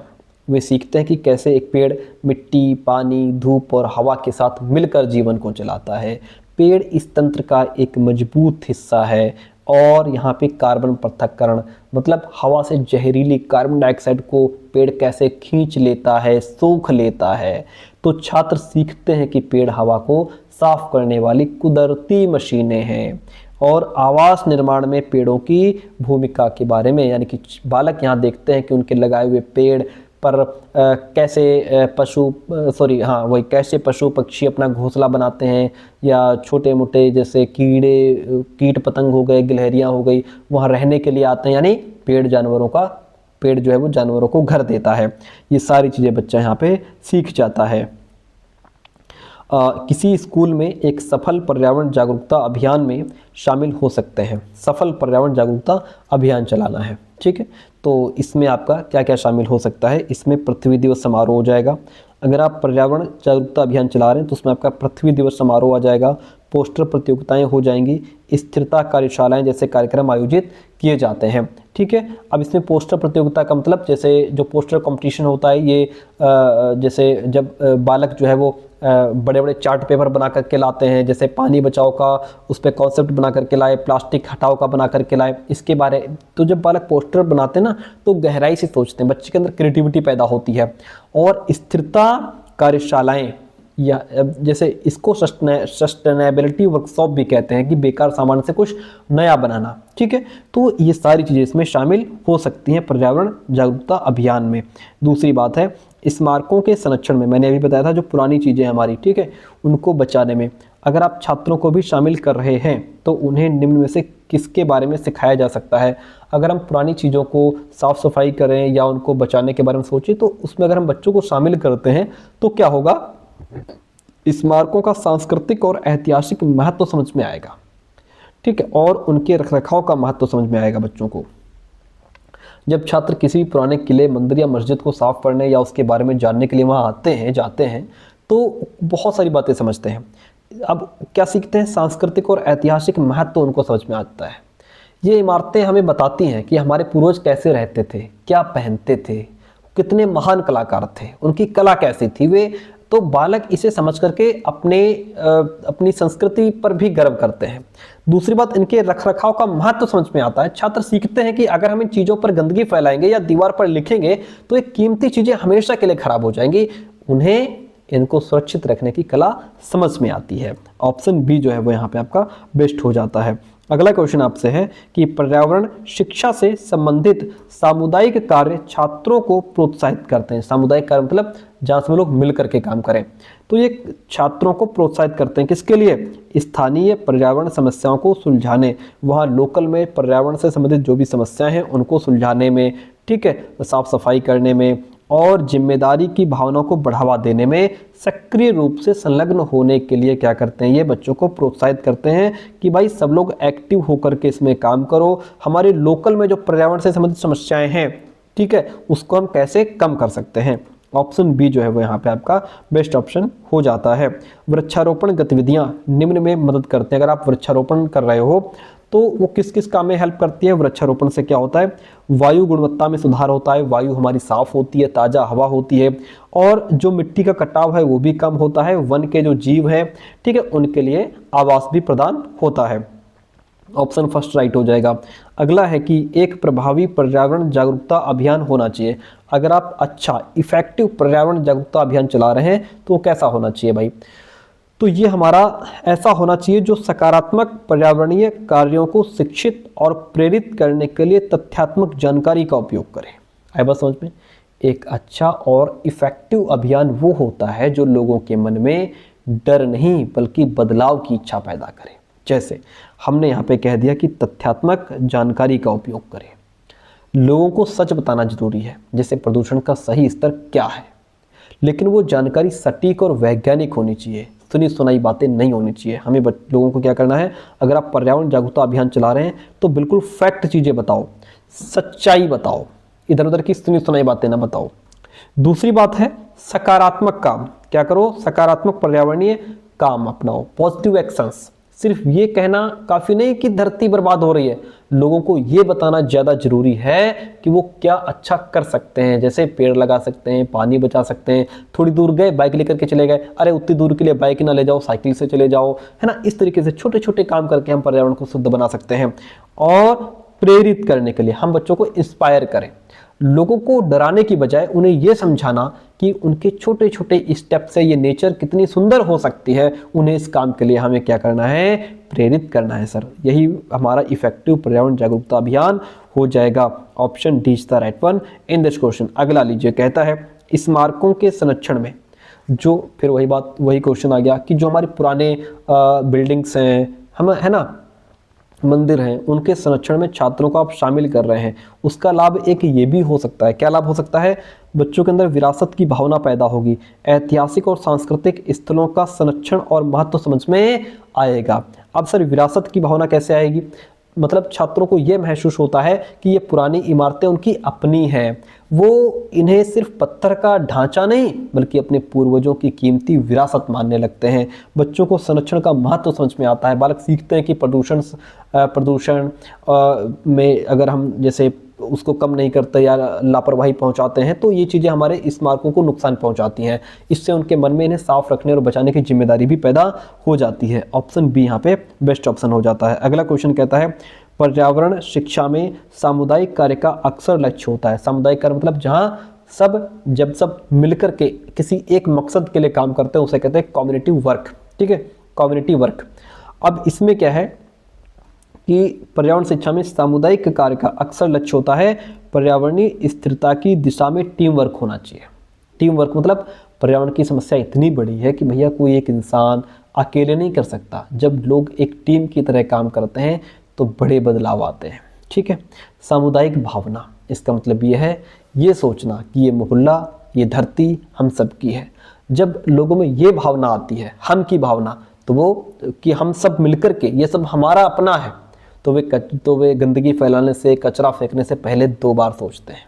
ठीक है, और सामूहिक कार्रवाई को बढ़ावा देना मतलब मिलकर के कदम उठाओ। जैसे पूरे मोहल्ले को मिलकर पेड़ लगाना है, मिलकर सफाई करनी है, ये सारे काम क्या हो गए आप मिलकर के करेंगे। ऑप्शन ए राइट हो गया।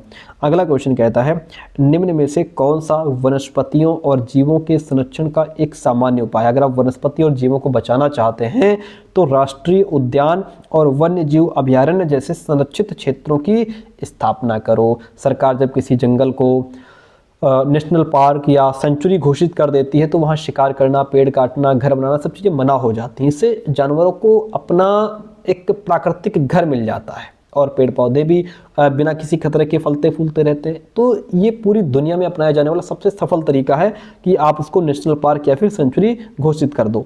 ऑप्शन बी यहाँ पे राइट हो जाता है। अगला क्वेश्चन कहता है आवास बहाली में शामिल है।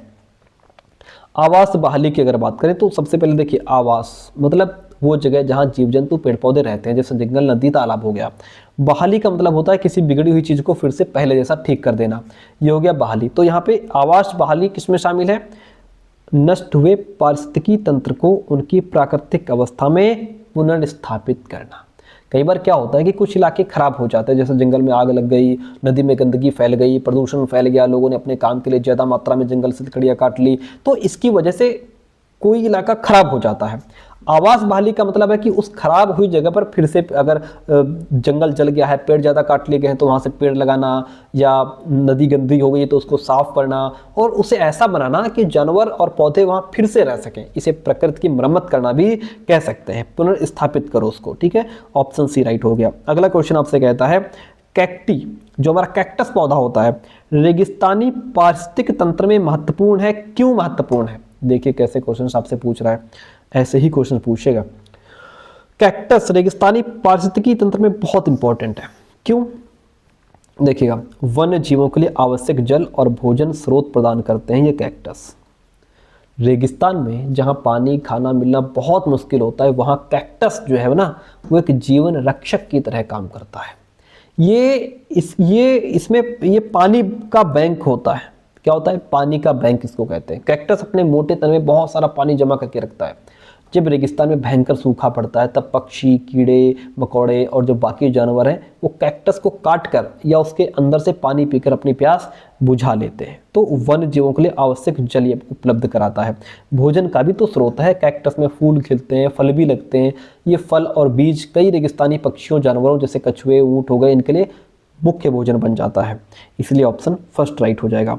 अगला क्वेश्चन आपसे कहता है निम्न में से कौन सा वनस्पतियों और जीवों के विलुप्त होने का एक बड़ा खतरा है? कौन सा है? तो वो है आवास विनाश और विखंडन। इससे क्या होगा? वनस्पति और जीव जो है विलुप्त होने की कगार पर आ जाते हैं। पूरी दुनिया में जानवरों और पौधों के गायब होने यानी विलुप्त होने का सबसे बड़ा कारण पता है क्या होता है? उनका घर छिन जाता है। अब जैसे आवास विनाश हो रहा है, इसका मतलब है कि जंगल को पूरी तरह से काट देना, या तालाब में मिट्टी भर करके उसको बराबर करके वहाँ तुम खेती करने लग गए, बिल्डिंग बना दी तुमने। जब जानवरों का घर ही नहीं रहेगा तो वे कहाँ रहेंगे, क्या खाएंगे? अंत में मर जाएंगे, विलुप्त हो जाएंगे बेचारे। क्या करते हो? विखंडन कर देते हो। इसका मतलब है कि किसी बड़े जंगल के बीच से तुमने सड़क निकाल दी, रेल की पटरी निकाल दी। इससे क्या हो गया? जो जंगल बहुत बड़ा था ना, तुमने बीच में से पटरी निकाल दी, लाइन निकाल दी, हाईवे निकाल दिया, वो बेचारा कट करके आधा इधर चला गया, आधा इधर चला गया, है ना। तो अब नुकसान ये होता है कि जो बड़े जानवर हैं, हाथी, बाघ, उनको घूमने के लिए बहुत बड़ी जगह चाहिए थी। अब वो इतनी सी जगह में घूमेंगे बेचारे, है ना। जब जंगल के टुकड़े हो जाते हैं तो वो कई बार ये इधर से इधर जा रहे थे, यहाँ टकरा गए, वहीं मर गए बेचारे, है ना। तो इस तरीके से ये सब चीजें क्या है? विलुप्त होने का डर हो जाता है। Option B is the right one over here. अगला, आक्रामक प्रजातियां देशी वनस्पतियों और जीवों के विलुप्त होने में योगदान करती हैं। कैसे?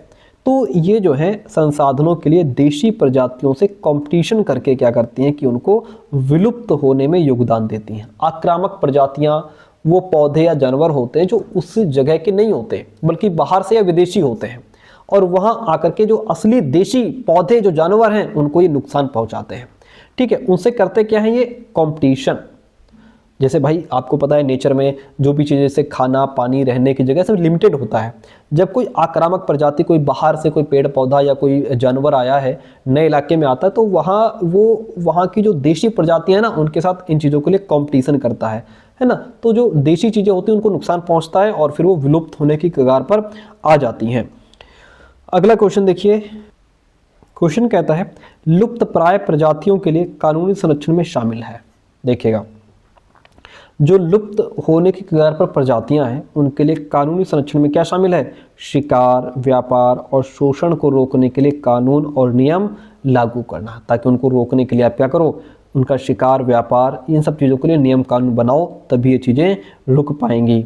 अगला क्वेश्चन आपसे कहता है कि जलवायु परिवर्तन वनस्पतियों और जीवों को निम्न प्रकार से प्रभावित करता है। अगर कोई जलवायु, क्लाइमेट चेंज हो रहा है तो उसका हमारी वनस्पति और जीवों पर किस प्रकार प्रभाव पड़ता है? तो उससे आवास और भोजन की उपलब्धता में बदलाव आ जाता है, जिससे प्रजातियों के वितरण में भी बदलाव आ जाता है। भाई जलवायु परिवर्तन का मतलब ये कि धरती में परिवर्तन आ रहा है, गर्म हो रही है या मौसम बदल रहे हैं, तो इससे जो भी जानवर उनके आवास में बदलाव आ जाता है। जब टेम्परेचर बढ़ता है तो बर्फ़ पिघलती है, जंगल सूखने लगते हैं, इससे जानवरों के रहने की जगह खत्म हो जाती है।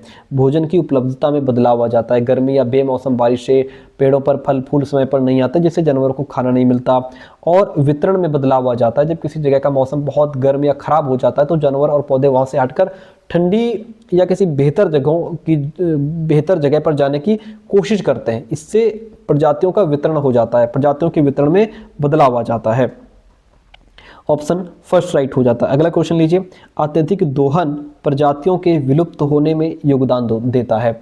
अत्यधिक दोहन का मतलब किसी संसाधन का जरूरत से ज़्यादा और तेजी से उपयोग करना जिससे वो खत्म होने लगे, इसे कहते हैं अत्यधिक दोहन। ये प्रजातियों के विलुप्त होने में योगदान देता है। कैसे? प्रजातियों की कटाई उनकी आबादी के ठीक होने की तुलना में तेज गति से करके, मतलब जितना लेना चाहिए उससे ज़्यादा ले रहे हो और इतना लेना कि वो दोबारा जल्दी ना बन पाए। आप क्या कर रहे हो? प्रजातियों की कटाई, पेड़ बहुत ज़्यादा काट रहे हो, उनको पनपने दे नहीं रहे हो, है ना, और उनकी आबादी ठीक हो उससे पहले ही तुम उनको निपटा दे रहे हो, है ना। पानी की जरूरत से ज़्यादा इस्तेमाल कर रहे हो, दोबारा पानी बन नहीं पा रहा, तुम बहुत ज़्यादा यूज़ कर रहे हो, यानी संसाधनों का जरूरत से ज़्यादा इस्तेमाल करना ही अत्यधिक दोहन है। ठीक है भाई, क्या है कि प्रकृति में जानवर और पौधे प्रजनन करके अपनी संख्या बढ़ाते हैं, इसमें लगता है समय, और तुम क्या कर रहे हो कि कटाई बहुत तेज़ कर रहे हो। अगर इंसान बहुत तेज़ी से पेड़ों को काटता रहे या जानवर में जैसे मछलियों को पकड़ता रहे और उन्हें अपनी संख्या बढ़ाने का समय ही ना मिले, उनको अपनी आबादी ठीक करने का समय ही ना मिले, तो धीरे धीरे उनकी संख्या कम होती जाएगी, अंत में बेचारे वो विलुप्त हो जाएंगे। ठीक है, option B is the right one over here.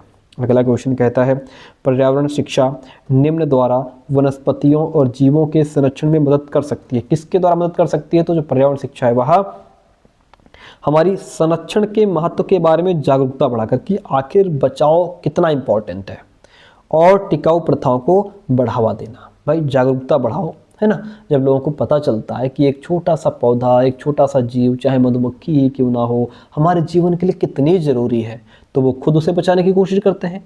पर्यावरण शिक्षा हमें बताती है कि अगर प्रकृति नहीं बचेगी तो इंसान भी नहीं बचेगा। और टिकाऊ प्रथाओं को बढ़ावा दो, पेड़ लगाओ, जंगल बचाओ, पानी बचाओ, बिजली बचाओ और कचरे को रिसाइकिल करो, यानी ऐसे तरीके अपनाओ जो पर्यावरण के लिए अच्छे हों और लंबे समय तक चल सके। ऑप्शन डी यहाँ पे आपका बेस्ट ऑप्शन हो जाता है। ठीक है, वनस्पति उद्यान वनस्पतियों के संरक्षण में योगदान करते हैं। जो वनस्पति उद्यान है मतलब यहाँ पौधों को बचाने के लिए काम किया जाता है। जो भी वनस्पति उद्यान होते हैं वहाँ पर क्या होता है? पौधों को बचाने के लिए काम किया जाता है। तो वनस्पति उद्यान वनस्पतियों के संरक्षण में योगदान करते हैं। कैसे? विभिन्न प्रकार की पौधों की प्रजातियों का संरक्षण और अध्ययन यहाँ पे किया जाता है।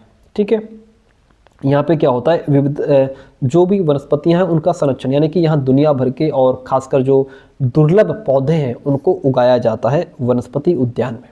ठीक है, अगर कोई पौधा जंगल में खत्म हो रहा है तो उसे यहाँ सुरक्षित रखा जाता है वनस्पति उद्यान में। ठीक है, ताकि वो पूरी तरह गायब ना हो जाए। और फिर होता क्या है कि इस पर होता है अध्ययन। ओके, इस पर होती है रिसर्च। वैज्ञानिक यहाँ पौधे पर रिसर्च करते हैं कि वे कैसे बढ़ते हैं, उन्हें कौन सी बीमारियाँ लगती हैं, कैसे उसको दोबारा पैदा किया जा सकता है, कैसे बचाया जा सकता है, इन सब चीज़ों का यहाँ पे होता है अध्ययन। ऑप्शन बी राइट हो जाएगा। अगला क्वेश्चन लीजिए कि आवास विखंडन का जीवों पर क्या प्रभाव पड़ता है। मैंने अभी आवास विखंडन से एक रिलेटेड एक क्वेश्चन हमने ऊपर पढ़ा है। आवास विखंडन का मतलब होता है एक बड़े जंगल के बीच में सड़क निकाल दी, रेल की पटरी निकाल दी, शहर बना दिया, उससे छोटे छोटे टुकड़ों में आपने जंगल को बांट दिया। जब जंगल के टुकड़े हो जाते तो एक हिस्सा, मान लो ये जंगल है बहुत बड़ा, अब इसके कर दिए तुमने टुकड़े। अब एक हिस्से के जानवर दूसरे हिस्से के जानवरों में नहीं जा पाते हैं और वो बेचारे अपनी छोटी सी टोली में फंस करके रह जाते हैं। इससे होता क्या है, आबादी को अलग अलग कर दिया तुमने। ये जो एक बड़ा सा जंगल था इसमें जो आबादी रह रही थी पूरी, उसको क्या किया तुमने, अलग अलग हिस्सों में बांट दिया। ठीक है, जिससे आनुवंशिक विविधता कम हो जाती है और विलुप्त होने का खतरा बढ़ जाता है। मतलब आनुवंशिकता कम हो जाती है। भाई यहाँ आवास विखंडन हो गया। ठीक है, तो छोटे छोटे जो क्या कहते हैं उसको, तो छोटे छोटे अलग अलग समूह बट गए। फिर क्या होता है, ये इधर रह गए और ये इधर रह गए जानवर। ठीक है, अब ये इनसे नहीं मिल पा रहे हैं, ये इनसे नहीं मिल पा रहे हैं, जिससे इनका प्रजनन नहीं हो पाएगा। क्या नहीं हो पाएगा सर? प्रजनन नहीं कर पाएंगे ये, है ना।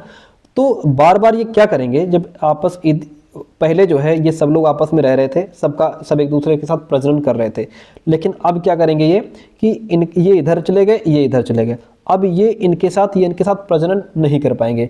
क्या करेंगे, ये बार बार उसी छोटे छोटे ग्रुप में प्रजनन करेंगे आपस में, है ना। इनसे क्या होगा, जो जिनके जीन्स हैं, लक्षण, वो जुड़ नहीं पाते हैं। ठीक है। धीरे धीरे एक जैसे जीन्स ही इनमें रह जाते हैं, इसी वजह से आनुवंशिक विविधता कम हो जाती। क्या? जो जेनेटिक डाइवर्सिटी है वो कम हो जाती है। सीधी सी बात है, कम मिलना जुलना होगा, है ना।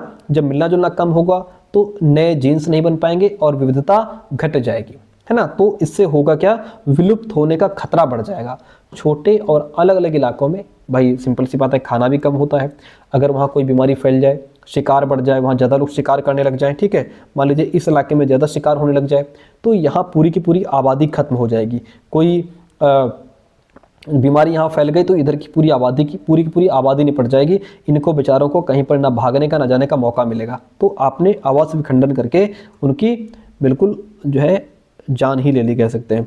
भारत में मिट्टी बचाओ आंदोलन कहाँ शुरू किया गया था? भारत में जो मिट्टी बचाओ आंदोलन है वो होशंगाबाद मध्य प्रदेश में शुरू किया गया था। अगला क्वेश्चन, इसमें कुछ समझाना है ही नहीं।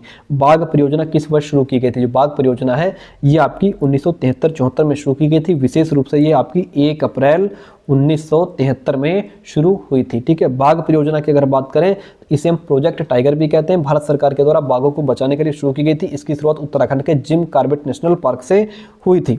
अगला क्वेश्चन लीजिए, कहता है ब्राजील के रियो डी जेनेरियो में अनसेट UNCED 1992 में किस घोषणा पर हस्ताक्षर किए गए थे? तो वो एजेंडा 21 था। कौन एजेंडा 21 पर हस्ताक्षर किए गए थे? निम्न में से कौन सा राज्य साइलेंट वैली परियोजना से संबंधित है? साइलेंट वैली परियोजना से संबंधित है आपका केरल। कौन? वो है केरल, ठीक है। अगला क्वेश्चन लीजिए, इनमें से कौन सा संगठन उष्णकटिबंधीय वन के सतत प्रबंधन और संरक्षण को बढ़ावा देता है? तो वह है अंतर्राष्ट्रीय उष्णकटिबंधीय इमारती लकड़ी संगठन। इसको हम इंटरनेशनल ट्रॉपिकल टिम्बर ऑर्गेनाइजेशन भी कहते हैं। Option D is the right one in this question. अनवीकरणीय संसाधन कौन सा है? अनवीकरणीय संसाधन में आपका आ जाएगा इसमें कच्चा तेल। कौन? कच्चा तेल। जो नॉन रिन्यूएबल रिसोर्सेज वो होते हैं जो इस्तेमाल करने के बाद खत्म हो जाते हैं, जिन्हें दोबारा बनने में लाखों साल लग जाते हैं, तो वो है यहाँ पे हमारा कच्चा तेल। एक बार खत्म हुआ तो लाखों साल में तैयार होता है। निम्न में से कौन सा स्थान यूनेस्को की विश्व धरोहर स्थलों की सूची में आता है? कौन सा स्थान है? तो वो है हमारा नंदा देवी और फूलों की घाटी। कौन? नंदा देवी फूलों की घाटी, ठीक है। इन दोनों पार्कों को एक साथ मिलाकर के यूनेस्को की सूची में रखा गया है। नंदा देवी को 1988 में, फूलों की घाटी को 2005 में इस सूची में शामिल किया गया था। ऑप्शन जो बी है वो यहाँ पे राइट हो जाएगा। अगला क्वेश्चन लीजिए, कहता है विश्व पर्यावरण दिवस किस तिथि को मनाया जाता है? सिंपल सी बात है, 5 जून को विश्व पर्यावरण दिवस मनाया जाता है। अगला क्वेश्चन लीजिए, निम्न में से कौन सी पर्यावरण शिक्षा की व्यक्तिगत पद्धति नहीं है? व्यक्तिगत मतलब जिसमें बालक सिर्फ अपने आप अकेला काम करे, तो वह परियोजना विधि, क्योंकि इसमें सब मिलकर के काम करते हैं। बाकी समस्या समाधान में बच्चा व्यक्तिगत कर सकता है, निर्देशन की व्यक्तिगत में बच्चा अकेला करता है, विचार मंथन अकेला करता है। प्रोजेक्ट मेथड जो है इसमें ये पर्यावरण शिक्षा की व्यक्तिगत पद्धति नहीं है, क्योंकि किसी भी प्रोजेक्ट पर बच्चे मिलकर के ज़्यादातर काम करते हैं। निम्न में से कौन सी विधि बाल उन्मुख नहीं है? तो व्याख्यान विधि बाल उन्मुख नहीं है, ये शिक्षक केंद्रित है। यानी कि ये बाल केंद्रित ना होकर के शिक्षक केंद्रित है, क्योंकि व्याख्यान विधि में सिर्फ टीचर बोल रहा होता है, बच्चे सिर्फ मात्र पैसिव लर्नर होते हैं, सिर्फ श्रोता बनकर के बात को सुन रहे होते हैं। बाकी सब जगह बच्चा एक्टिव है। ऑप्शन ए राइट हो जाएगा। अगला क्वेश्चन है, वन महोत्सव की शुरुआत किसने की थी? भैया वन महोत्सव की शुरुआत के एम मुंशी ने की थी। वन महोत्सव की शुरुआत के एम मुंशी ने की थी। चिपको आंदोलन किसके द्वारा शुरू किया गया था? वेरी सिंपल क्वेश्चन है। चिपको आंदोलन हमारा सुंदरलाल बहुगुणा के द्वारा 1973 में शुरू हुआ था। ऑप्शन फर्स्ट राइट हो जाएगा। आगे बढ़िए, कहता है कि पृथ्वी दिवस किस तिथि को मनाया जाता है? पृथ्वी दिवस आपका 22 अप्रैल को मनाया जाता है। कब मनाया जाता है? 22 अप्रैल को मनाया जाता है। रेड डाटा बुक एकत्रित करती है। जो रेड डाटा बुक होती है, लुप्त प्राय प्रजातियों की सूची, यानी कि ऐसे जीव जंतु जो लुप्त होने की कगार पर हैं, उनका इसमें नाम होता है, ठीक है, वो इस सूची में शामिल किए जाते हैं। एयर कंडीशनर और रेफ्रिजरेटर से कौन सी हानिकारक गैस उत्सर्जित होती है? आपको बताते चलें कि वो होती क्लोरोफ्लोरोकार्बन। जो हम घरों में फ्रिज एसी का इस्तेमाल करते हैं उसमें से क्लोरोफ्लोरोकार्बन गैस निकलती है, ठीक है, जो हमारे पर्यावरण के लिए बहुत हानिकारक है। गाय के गोबर से कौन सी हानिकारक गैस उत्सर्जित होती है? गाय के गोबर से मीथेन गैस निकलती है। क्या होती है? मीथेन गैस निकलती है गाय के गोबर से। नमामि गंगे परियोजना किसने शुरू की थी? नमामि गंगे परियोजना नरेंद्र मोदी जी ने शुरू की थी। किसने? नरेंद्र मोदी जी ने नमामि गंगे परियोजना शुरू की थी। पर्यावरण शिक्षा का प्राथमिक उद्देश्य क्या है? पर्यावरण शिक्षा का प्राथमिक उद्देश्य पर्यावरण संरक्षण के प्रति जिम्मेदारी की भावना को बढ़ाना, कि बच्चे अपनी रिस्पॉन्सिबिलिटी को समझ पाएं कि हमें पर्यावरण को भी हमें भी बचाना है, हमारी भी जिम्मेदारी बनती है। निम्न में से कौन पर्यावरण शिक्षा के दायरे का सबसे अच्छा वर्णन करता है? तो देखिए वो है, इसमें पर्यावरणीय मुद्दों, इस समाधानों और टिकाऊ प्रथाओं को समझना शामिल होता है। पर्यावरणीय मुद्दे ये हमें समस्याओं के बारे में बताते हैं, जैसे प्रदूषण क्यों हो रहा है या जंगल क्यों कम हो रहे हैं। इनका समाधान हमें रास्ता दिखाते हैं कि हम इन समस्याओं को कैसे ठीक कर सकते हैं, और टिकाऊ प्रथाएं लागू कर सकते हैं, यानी हम संसाधनों का इस्तेमाल ऐसे करें कि हमारे बच्चों के लिए भी पानी, हवा, जंगल बचे रहें। ये सब चीज़ें इसमें शामिल होती हैं। 78 का ऑप्शन नंबर बी राइट हो जाएगा। अगला प्रश्न लीजिए, पर्यावरण शिक्षा को अंतः विषय माना जाता है, क्यों? क्योंकि इसमें जीव विज्ञान, ये समझने के लिए कि पेड़ पौधे जानवर कैसे जीवित रहते हैं, रसायन विज्ञान शामिल है इसमें भाई, ये समझने के लिए कि प्रदूषण फैलाने वाली गैसें कौन सी हैं, केमिकल्स कौन कौन से हैं जो हवा पानी को कैसे खराब करते हैं। इसमें भूगोल भी तो आ जाती है जानने के, ये इसमें पहाड़, नदियाँ, है ना, मिट्टी की बनावट कैसी है, क्लाइमेट कैसे चेंज होता है, जियोग्राफी भी इसमें आ जाती है। अरे भैया समाजशास्त्र भी इसमें आ जाता है, जिसमें इंसान की ज़रूरत क्या है और उसकी आदतें हमारी प्रकृति को कैसे प्रभावित करती हैं, ये भी सारी चीज़ें शामिल है। तो ये जो है विभिन्न विषयों से ज्ञान को एकीकृत करता है। कहने का मतलब पर्यावरण शिक्षा अंतःविषय माना जाता है, क्योंकि इसमें सारे सब्जेक्ट्स एक साथ मिल करके पढ़ाए जाते हैं। अगला क्वेश्चन लीजिए, पर्यावरण शिक्षा का एक प्रमुख उद्देश्य ये भी है, क्या है?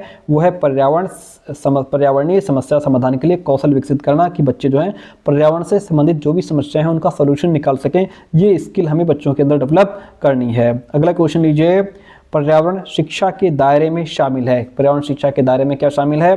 पर्यावरणीय प्रभाव का आकलन और सतत विकास को बढ़ावा देना। अब देखिए पर्यावरणीय प्रभाव का आकलन मतलब कोई भी काम करने से पहले, जैसे फैक्ट्री लगाना या बांध बनाना, ये देखना कि उसकी हमारी प्रकृति पर क्या असर पड़ेगा।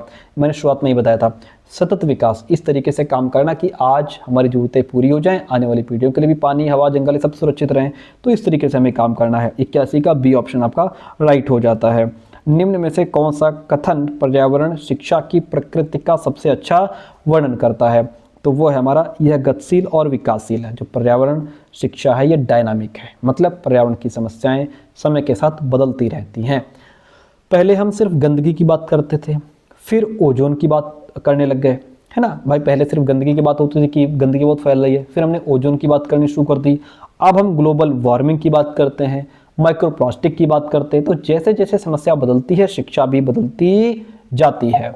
ठीक है, इतनी बात क्लियर है। और विकासशील भी है। विकासशील का मतलब यहाँ पे जैसे विज्ञान क्या है, रोज नई खोजें करता है। जैसे जैसे हमें प्रकृति को बचाने के नए तरीके पता चलते हैं, उन्हें पर्यावरण शिक्षा में शामिल कर लिया जाता है ना। और चुनौतियों को अपनाया जाता है, मतलब जैसे जो शहर बढ़ रहे हैं, शहरों में गर्मी बढ़ रही है या जानवर लुप्त होते जा रहे हैं, तो उनका सामना कैसे करना है, ये चीज़ें भी हमें पर्यावरण सिखाती है। ठीक है, तो कुल मिलाकर के ये गतिशील, विकासशील है, नई पर्यावरण चुनौतियों और ज्ञान को अपना रही है। ओके, 82 नंबर क्वेश्चन कंप्लीट हो गया। 83 देखिए, पर्यावरण शिक्षा का एक महत्वपूर्ण उद्देश्य ये भी है। पर्यावरण शिक्षा का एक महत्वपूर्ण उद्देश्य क्या है भैया? तो वो है आम जनता के बीच पर्यावरण से संबंधित मुद्दों के बारे में जागरूकता बढ़ाओ और समझ बढ़ाओ। ठीक है, अगला क्वेश्चन, पर्यावरण शिक्षा के दायरे में निम्न के बारे में शिक्षा देना शामिल है। पर्यावरण शिक्षा के दायरे में आप जो है वो जैव विविधता संरक्षण और पारिस्थितिक तंत्र पर मानव गतिविधियों का क्या प्रभाव पड़ रहा है, इन सब चीज़ों की नॉलेज दो। अब जैसे जैव विविधता संरक्षण, जिसको बायोडाइवर्सिटी कंजर्वेशन कहते हैं, इसका मतलब है पृथ्वी पर रहने वाले सभी तरह के पेड़ पौधे, जानवर, छोटे जीवों को विलुप्त होने से बचाना है। पारिस्थितिक तंत्र, ये समझना कि हवा, पानी, मिट्टी, जीव जंतु एक दूसरे पर कैसे निर्भर हैं। मानव गतिविधियों का क्या प्रभाव पड़ रहा है, ये पढ़ना कि हमारी कौन सी हरकत, जैसे प्रदूषण फैलाना, जंगल काटना, प्लास्टिक फेंकना, ये प्रकृति को नुकसान पहुंचा रही है और हम उन्हें कैसे ठीक कर सकते हैं। तो तो पर्यावरण शिक्षा के दायरे में ये सारी चीज़ों की शिक्षा देना शामिल हो जाता है। अगला क्वेश्चन है, पर्यावरण शिक्षा की सहभागी प्रकृति का मतलब क्या है? सहभागी प्रकृति का मतलब होता है यह पर्यावरणीय समस्याओं को हल करने में व्यक्तियों, समुदायों, संगठनों की सक्रिय भागीदारी को प्रोत्साहित करती है। सहभागी प्रकृति का मतलब, सहभागी शब्द का मतलब होता है सबका साथ मिलकर के हिस्सा लेना। अब इसमें हम क्या करेंगे कि सबकी सक्रिय भागीदारी होनी चाहिए, मतलब सब लोग एक्टिव होकर के पार्टिसिपेट करें। पर्यावरण शिक्षा में सिखाती है कि हर इंसान, हर मोहल्ला, समुदाय, हर संस्था, संगठन को मिलकर के काम करना होगा। और क्या है कि इसमें सबकी जिम्मेदारी है भाई, चाहे वो प्लास्टिक का उपयोग कम करना हो, पेड़ लगाना हो, पानी बचाना हो। जब तक समाज के सभी लोग इसमें पार्टिसिपेट नहीं करेंगे तब तक बदलाव बिल्कुल नहीं आने वाला है। तो ये सब मिलकर के काम करें, इसमें सबको प्रोत्साहित करना है हमें। ऑप्शन बी यहाँ पे राइट हो जाता है। 86 नंबर क्वेश्चन कहता है कि पर्यावरण शिक्षा का लक्ष्य क्या है। पर्यावरण शिक्षा का लक्ष्य है व्यक्तियों और समुदायों में पर्यावरणीय नैतिकता और मूल्यों को स्थापित करना। पर्यावरण के प्रति नैतिकता का मतलब होता है प्रकृति के साथ सही और ईमानदार व्यवहार करें, पेड़ पौधों और जानवरों को नुकसान ना पहुंचे, जो भी चीजें हैं पानी, जैसे पानी है, जंगल है, हवा है, इनका सही उपयोग करें, प्रदूषण कम करें, है ना। तो ये क्या है, नैतिकता, यानी पर्यावरण की रक्षा करना, अपना कर्तव्य समझना ही तो पर्यावरण नैतिकता के अंतर्गत आता है। अब इसमें कह रहा है मूल्यों की स्थापना करनी है। मूल्यों को स्थापित करना मतलब लोगों के अंदर अच्छी सोच, सही हैबिट्स डेवलप करना, है ना, सही गलत की समझ डेवलप करना, अच्छे कामों को अपनाना, उन्हें अपनी आदत बना लेना, पर्यावरण को नुकसान ना पहुंचे, पानी बचे, पेड़ बचे, यानी अच्छी बातों को अपनी सोच और व्यवहार का हिस्सा बना लेना ही मूल्यों को स्थापित करना होता है। ऑप्शन फर्स्ट यहाँ पे राइट हो गया। अगला क्वेश्चन लीजिए, निम्न में से कौन एक पारिस्थितिकी तंत्र का सबसे अच्छा वर्णन करता है। कौन है, तो वो है जीवित जीवों का एक समुदाय जो अपने भौतिक पर्यावरण के साथ अंतःक्रिया करता है। जीवित जीव की बात हो रही है। जीवित जीव मतलब इसमें सभी पेड़ पौधे, जानवर, पक्षी, यहाँ तक कि छोटे कीड़े मकोड़े भी आ जाते हैं। अब भौतिक पर्यावरण जैसे सूरज की रोशनी, पानी हो गया, मिट्टी हो गई, हवा, टेम्परेचर, ये सब भौतिक पर्यावरण है। तो इनके साथ क्या करते हैं, अंतःक्रिया करते हैं। मतलब ये जो भी जीवित जीव हैं और निर्जीव जो चीजें हैं ये एक दूसरे पर निर्भर हैं। ठीक है, ऑप्शन बी यहाँ पे राइट हो जाएगा। भाई समझिए आप बात को, जीवित जीवों का एक समुदाय, जो भी जीवित जीव हैं, सभी पेड़ पौधे, जानवर, पक्षी, छोटे कीड़े मकोड़े, सब लोग जो हैं वो भौतिक पर्यावरण के साथ अंतःक्रिया करते हैं। ये सब सूरज की रोशनी इनको चाहिए, पानी, मिट्टी, हवा चाहिए, टेम्परेचर चाहिए, इन सब के साथ क्या करते हैं, ये एक दूसरे के साथ, एक दूसरे पर ये निर्भर रहते हैं। जैसे मान लो मछली है ना, मछली को जीवित रहने के लिए क्या चाहिए, भौतिक पर्यावरण, जैसे पानी चाहिए, है ना। और पौधों को क्या चाहिए, पौधों को बढ़ने के लिए धूप चाहिए, मिट्टी चाहिए, है ना। जब ये सब मिलकर एक चक्र की तरह काम करते हैं उसे ही तो पारिस्थितिक तंत्र कहते हैं। ऑप्शन यहाँ पे जो बी है वह राइट हो जाएगा। अगला क्वेश्चन है, अधिकांश पारिस्थितिक तंत्रों में ऊर्जा का प्राथमिक स्रोत क्या है। ऊर्जा का प्राथमिक स्रोत जो है ना सर, वो सूर्य की रोशनी है।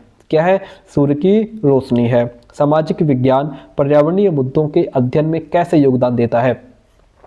जो सामाजिक विज्ञान है यह मानव के व्यवहार, उसकी नीतियां और पर्यावरण पर समाज का क्या प्रभाव पड़ रहा है, इन सब चीज़ों की जांच करता है। ऑप्शन बी राइट हो गया। अगला क्वेश्चन है, पर्यावरण अध्ययन में अंतः विषय दृष्टिकोण जोड़ता है। अंतः विषय दृष्टिकोण जो है ये सामाजिक विज्ञान, प्राकृतिक विज्ञान, मानविकी, इन सब चीज़ों को जोड़ देता है। अंतः विषय जिसको हम इंटरडिसिप्लिनरी कहते हैं, इसका मतलब है कई अलग अलग सब्जेक्ट्स को मिलाकर एक साथ पढ़ना। पर्यावरण कोई अकेला विषय नहीं है, इसमें कई सब्जेक्ट आ जाते हैं। इसमें आपका सामाजिक विज्ञान आ जाता है, हमें बताता है कि इंसान और समाज पर्यावरण को कैसे प्रभावित करते हैं। इसमें भूगोल, इतिहास, नागरिक शास्त्र सब चीज़ें शामिल हो जाती हैं। प्राकृतिक विज्ञान आ जाता है, इसमें जीव विज्ञान, रसायन विज्ञान, भौतिक विज्ञान आ जाता है। ये हमें बताते हैं कि प्रकृति कैसे काम करती है, पौधे कैसे बढ़ते हैं, प्रदूषण हवा में कैसे फैलता है। और मानविकी, इसमें हमारी नैतिकता, मूल्य, हमारी साहित्य, ये सब चीज़ें आ जाते हैं। ये हमें सिखाता है कि प्रकृति के प्रति हमारी जिम्मेदारी क्या है। ऑप्शन बी राइट हो गया। अगला क्वेश्चन कहता है, ओजोन परत का प्राथमिक काम क्या है। जो ओजोन परत है ना, ये सूर्य से हानिकारक पराबैंगनी विकिरण को रोक करके पृथ्वी पर हमारे जीवन की रक्षा करती है। सिंपल सा आंसर था। ओजोन परत के क्षरण के लिए, ओजोन परत को बचाने के लिए कौन सी रासायनिक यौगिक सर्वाधिक उत्तरदायी है। तो इसको बचाने के लिए क्लोरोफ्लोरोकार्बन्स, कहने का मतलब ओजोन परत जो है हमारी धरती के ऊपर एक हेलमेट या छतरी की तरह काम करती है, जो सूरज की जो भी हानिकारक जो पराबैंगनी किरणें हैं उनको रोकती है। अब इसको नुकसान पहुंचाता है क्लोरोफ्लोरोकार्बन से। किससे, क्लोरोफ्लोरोकार्बन से। ठीक है, तो ये आती कहाँ है, ये जो क्लोरोफ्लोरोकार्बन है जिसको हम CFCs कहते हैं, ऐसी गैसें होती हैं जो मुख्य रूप से AC, फ्रिज, फोम बनाने वाली फैक्ट्रियों से निकलती हैं।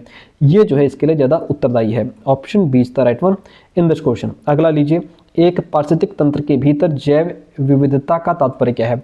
जैव विविधता के तात्पर्य की बात करें तो ये किसी पारिस्थितिक तंत्र में रहने वाली प्रजातियों की संख्या और विविधता है। भाई बायोडाइवर्सिटी का नाम तो आपने सुना ही है, मैंने पहले बताया आपको। ये हमारा दो शब्दों से मिलकर के बनता है, बायो यानी जैव, जैव, ठीक है, जैव मतलब होता है जीवित प्राणी, जीवित प्राणी, और विविधता का मतलब अलग अलग प्रकार के प्राणी। ठीक है, अब ये कह रहा है कि पारिस्थितिक तंत्र के भीतर जैव विविधता का मतलब है किसी पारिस्थितिकी तंत्र में रहने वाले प्रजातियों की संख्या और विविधता। अब इसमें जीवन के अलग अलग रूप होते हैं, इसका मतलब है कि किसी एक जगह पर जैसे जंगल, तालाब, पहाड़ हो गए, उस पर कितने अलग अलग तरह के पेड़ पौधे, जानवर, पक्षी और छोटे छोटे बैक्टीरिया एक साथ रहते हैं। प्रजातियों की संख्या, जिस जगह पर जितने ज़्यादा अलग अलग तरह के जीव होंगे वहाँ की जैव विविधता उतनी ही रिच मानी जाएगी, समृद्ध मानी जाएगी। ठीक है, और ये प्रकृति के संतुलन के लिए बहुत इंपॉर्टेंट है। हर जीव एक दूसरे पर डिपेंड है, इसलिए विविधता जितनी ज़्यादा होगी प्रकृति उतनी ही मजबूत बनी रहेगी। Option B is the best one over here. पर्यावरण समाजशास्त्र मुख्य रूप से अध्ययन करता है। पर्यावरण समाजशास्त्र जो है वो समाज और पर्यावरण के बीच की अंतरक्रिया का अध्ययन करता है। क्वेश्चन है, किस अंतर्राष्ट्रीय समझौते का उद्देश्य ओजोन क्षयकारी पदार्थों के उत्पादन और खपत को कम करना है? तो वह है हमारा मॉन्ट्रियल प्रोटोकॉल। ओजोन परत को बचाने के लिए पूरी दुनिया ने मिलकर जो सफल वादा किया उसे मॉन्ट्रियल प्रोटोकॉल कहते हैं। ठीक है, इसका मकसद क्या था सर? ये जो मॉन्ट्रियल प्रोटोकॉल है इसका मकसद था ओजोन परत हमारे लिए एक सनस्क्रीन की तरह है। तो वैज्ञानिकों ने देखा कि हमारे फ्रिज एसी से निकलने वाली जो क्लोरोफ्लोरोकार्बन है ये गैस इस परत में छेद कर रही है, मतलब इसको कमजोर कर रही है, पतली कर रही है। मॉन्ट्रियल प्रोटोकॉल का लक्ष्य इन हानिकारक गैसों को पूरी दुनिया में बंद करना था। और ये जो समझौता था ये 1987 में कनाडा के मॉन्ट्रियल शहर में हुआ था, इसलिए इसको मॉन्ट्रियल प्रोटोकॉल कह दिया गया। अगला क्वेश्चन लीजिए, कहता है एक की स्टोन प्रजाति है। एक की स्टोन प्रजाति जो है वो अपनी एक प्रजाति जो अपनी बहुतायत के सापेक्ष अपने पर्यावरण पर असंगत रूप से बड़ा प्रभाव डालती है। की स्टोन प्रजाति वो होती है जो कम संख्या में होने के बावजूद पूरे पारिस्थितिक तंत्र पर बहुत बड़ा प्रभाव डालती है।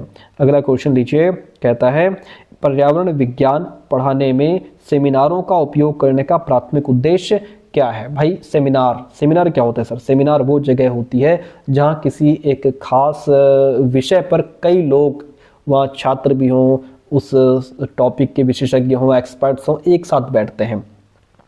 इस पर विशिष्ट विषयों पर गहन चर्चा होती है।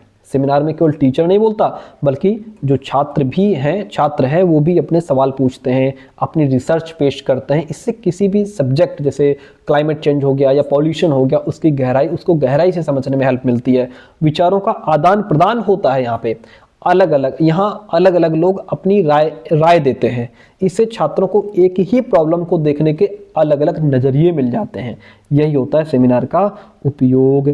अगला क्वेश्चन लीजिए, कहता है पर्यावरण विज्ञान शिक्षा में कार्यशालाएं सबसे अधिक प्रभावशाली हैं।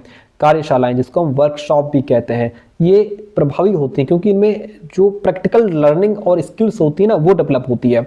व्यवहारिक प्रशिक्षण और कौशल विकास प्रदान करने के लिए, अब जैसे इसमें करके सीखने का बच्चों को मौका मिलता है, छात्र खुद काम करते हैं, जैसे पौधे लगाना, कचरा साफ करना या उसको अलग अलग करना, इसलिए चीज़ें यहाँ पे जल्दी समझ में आती हैं।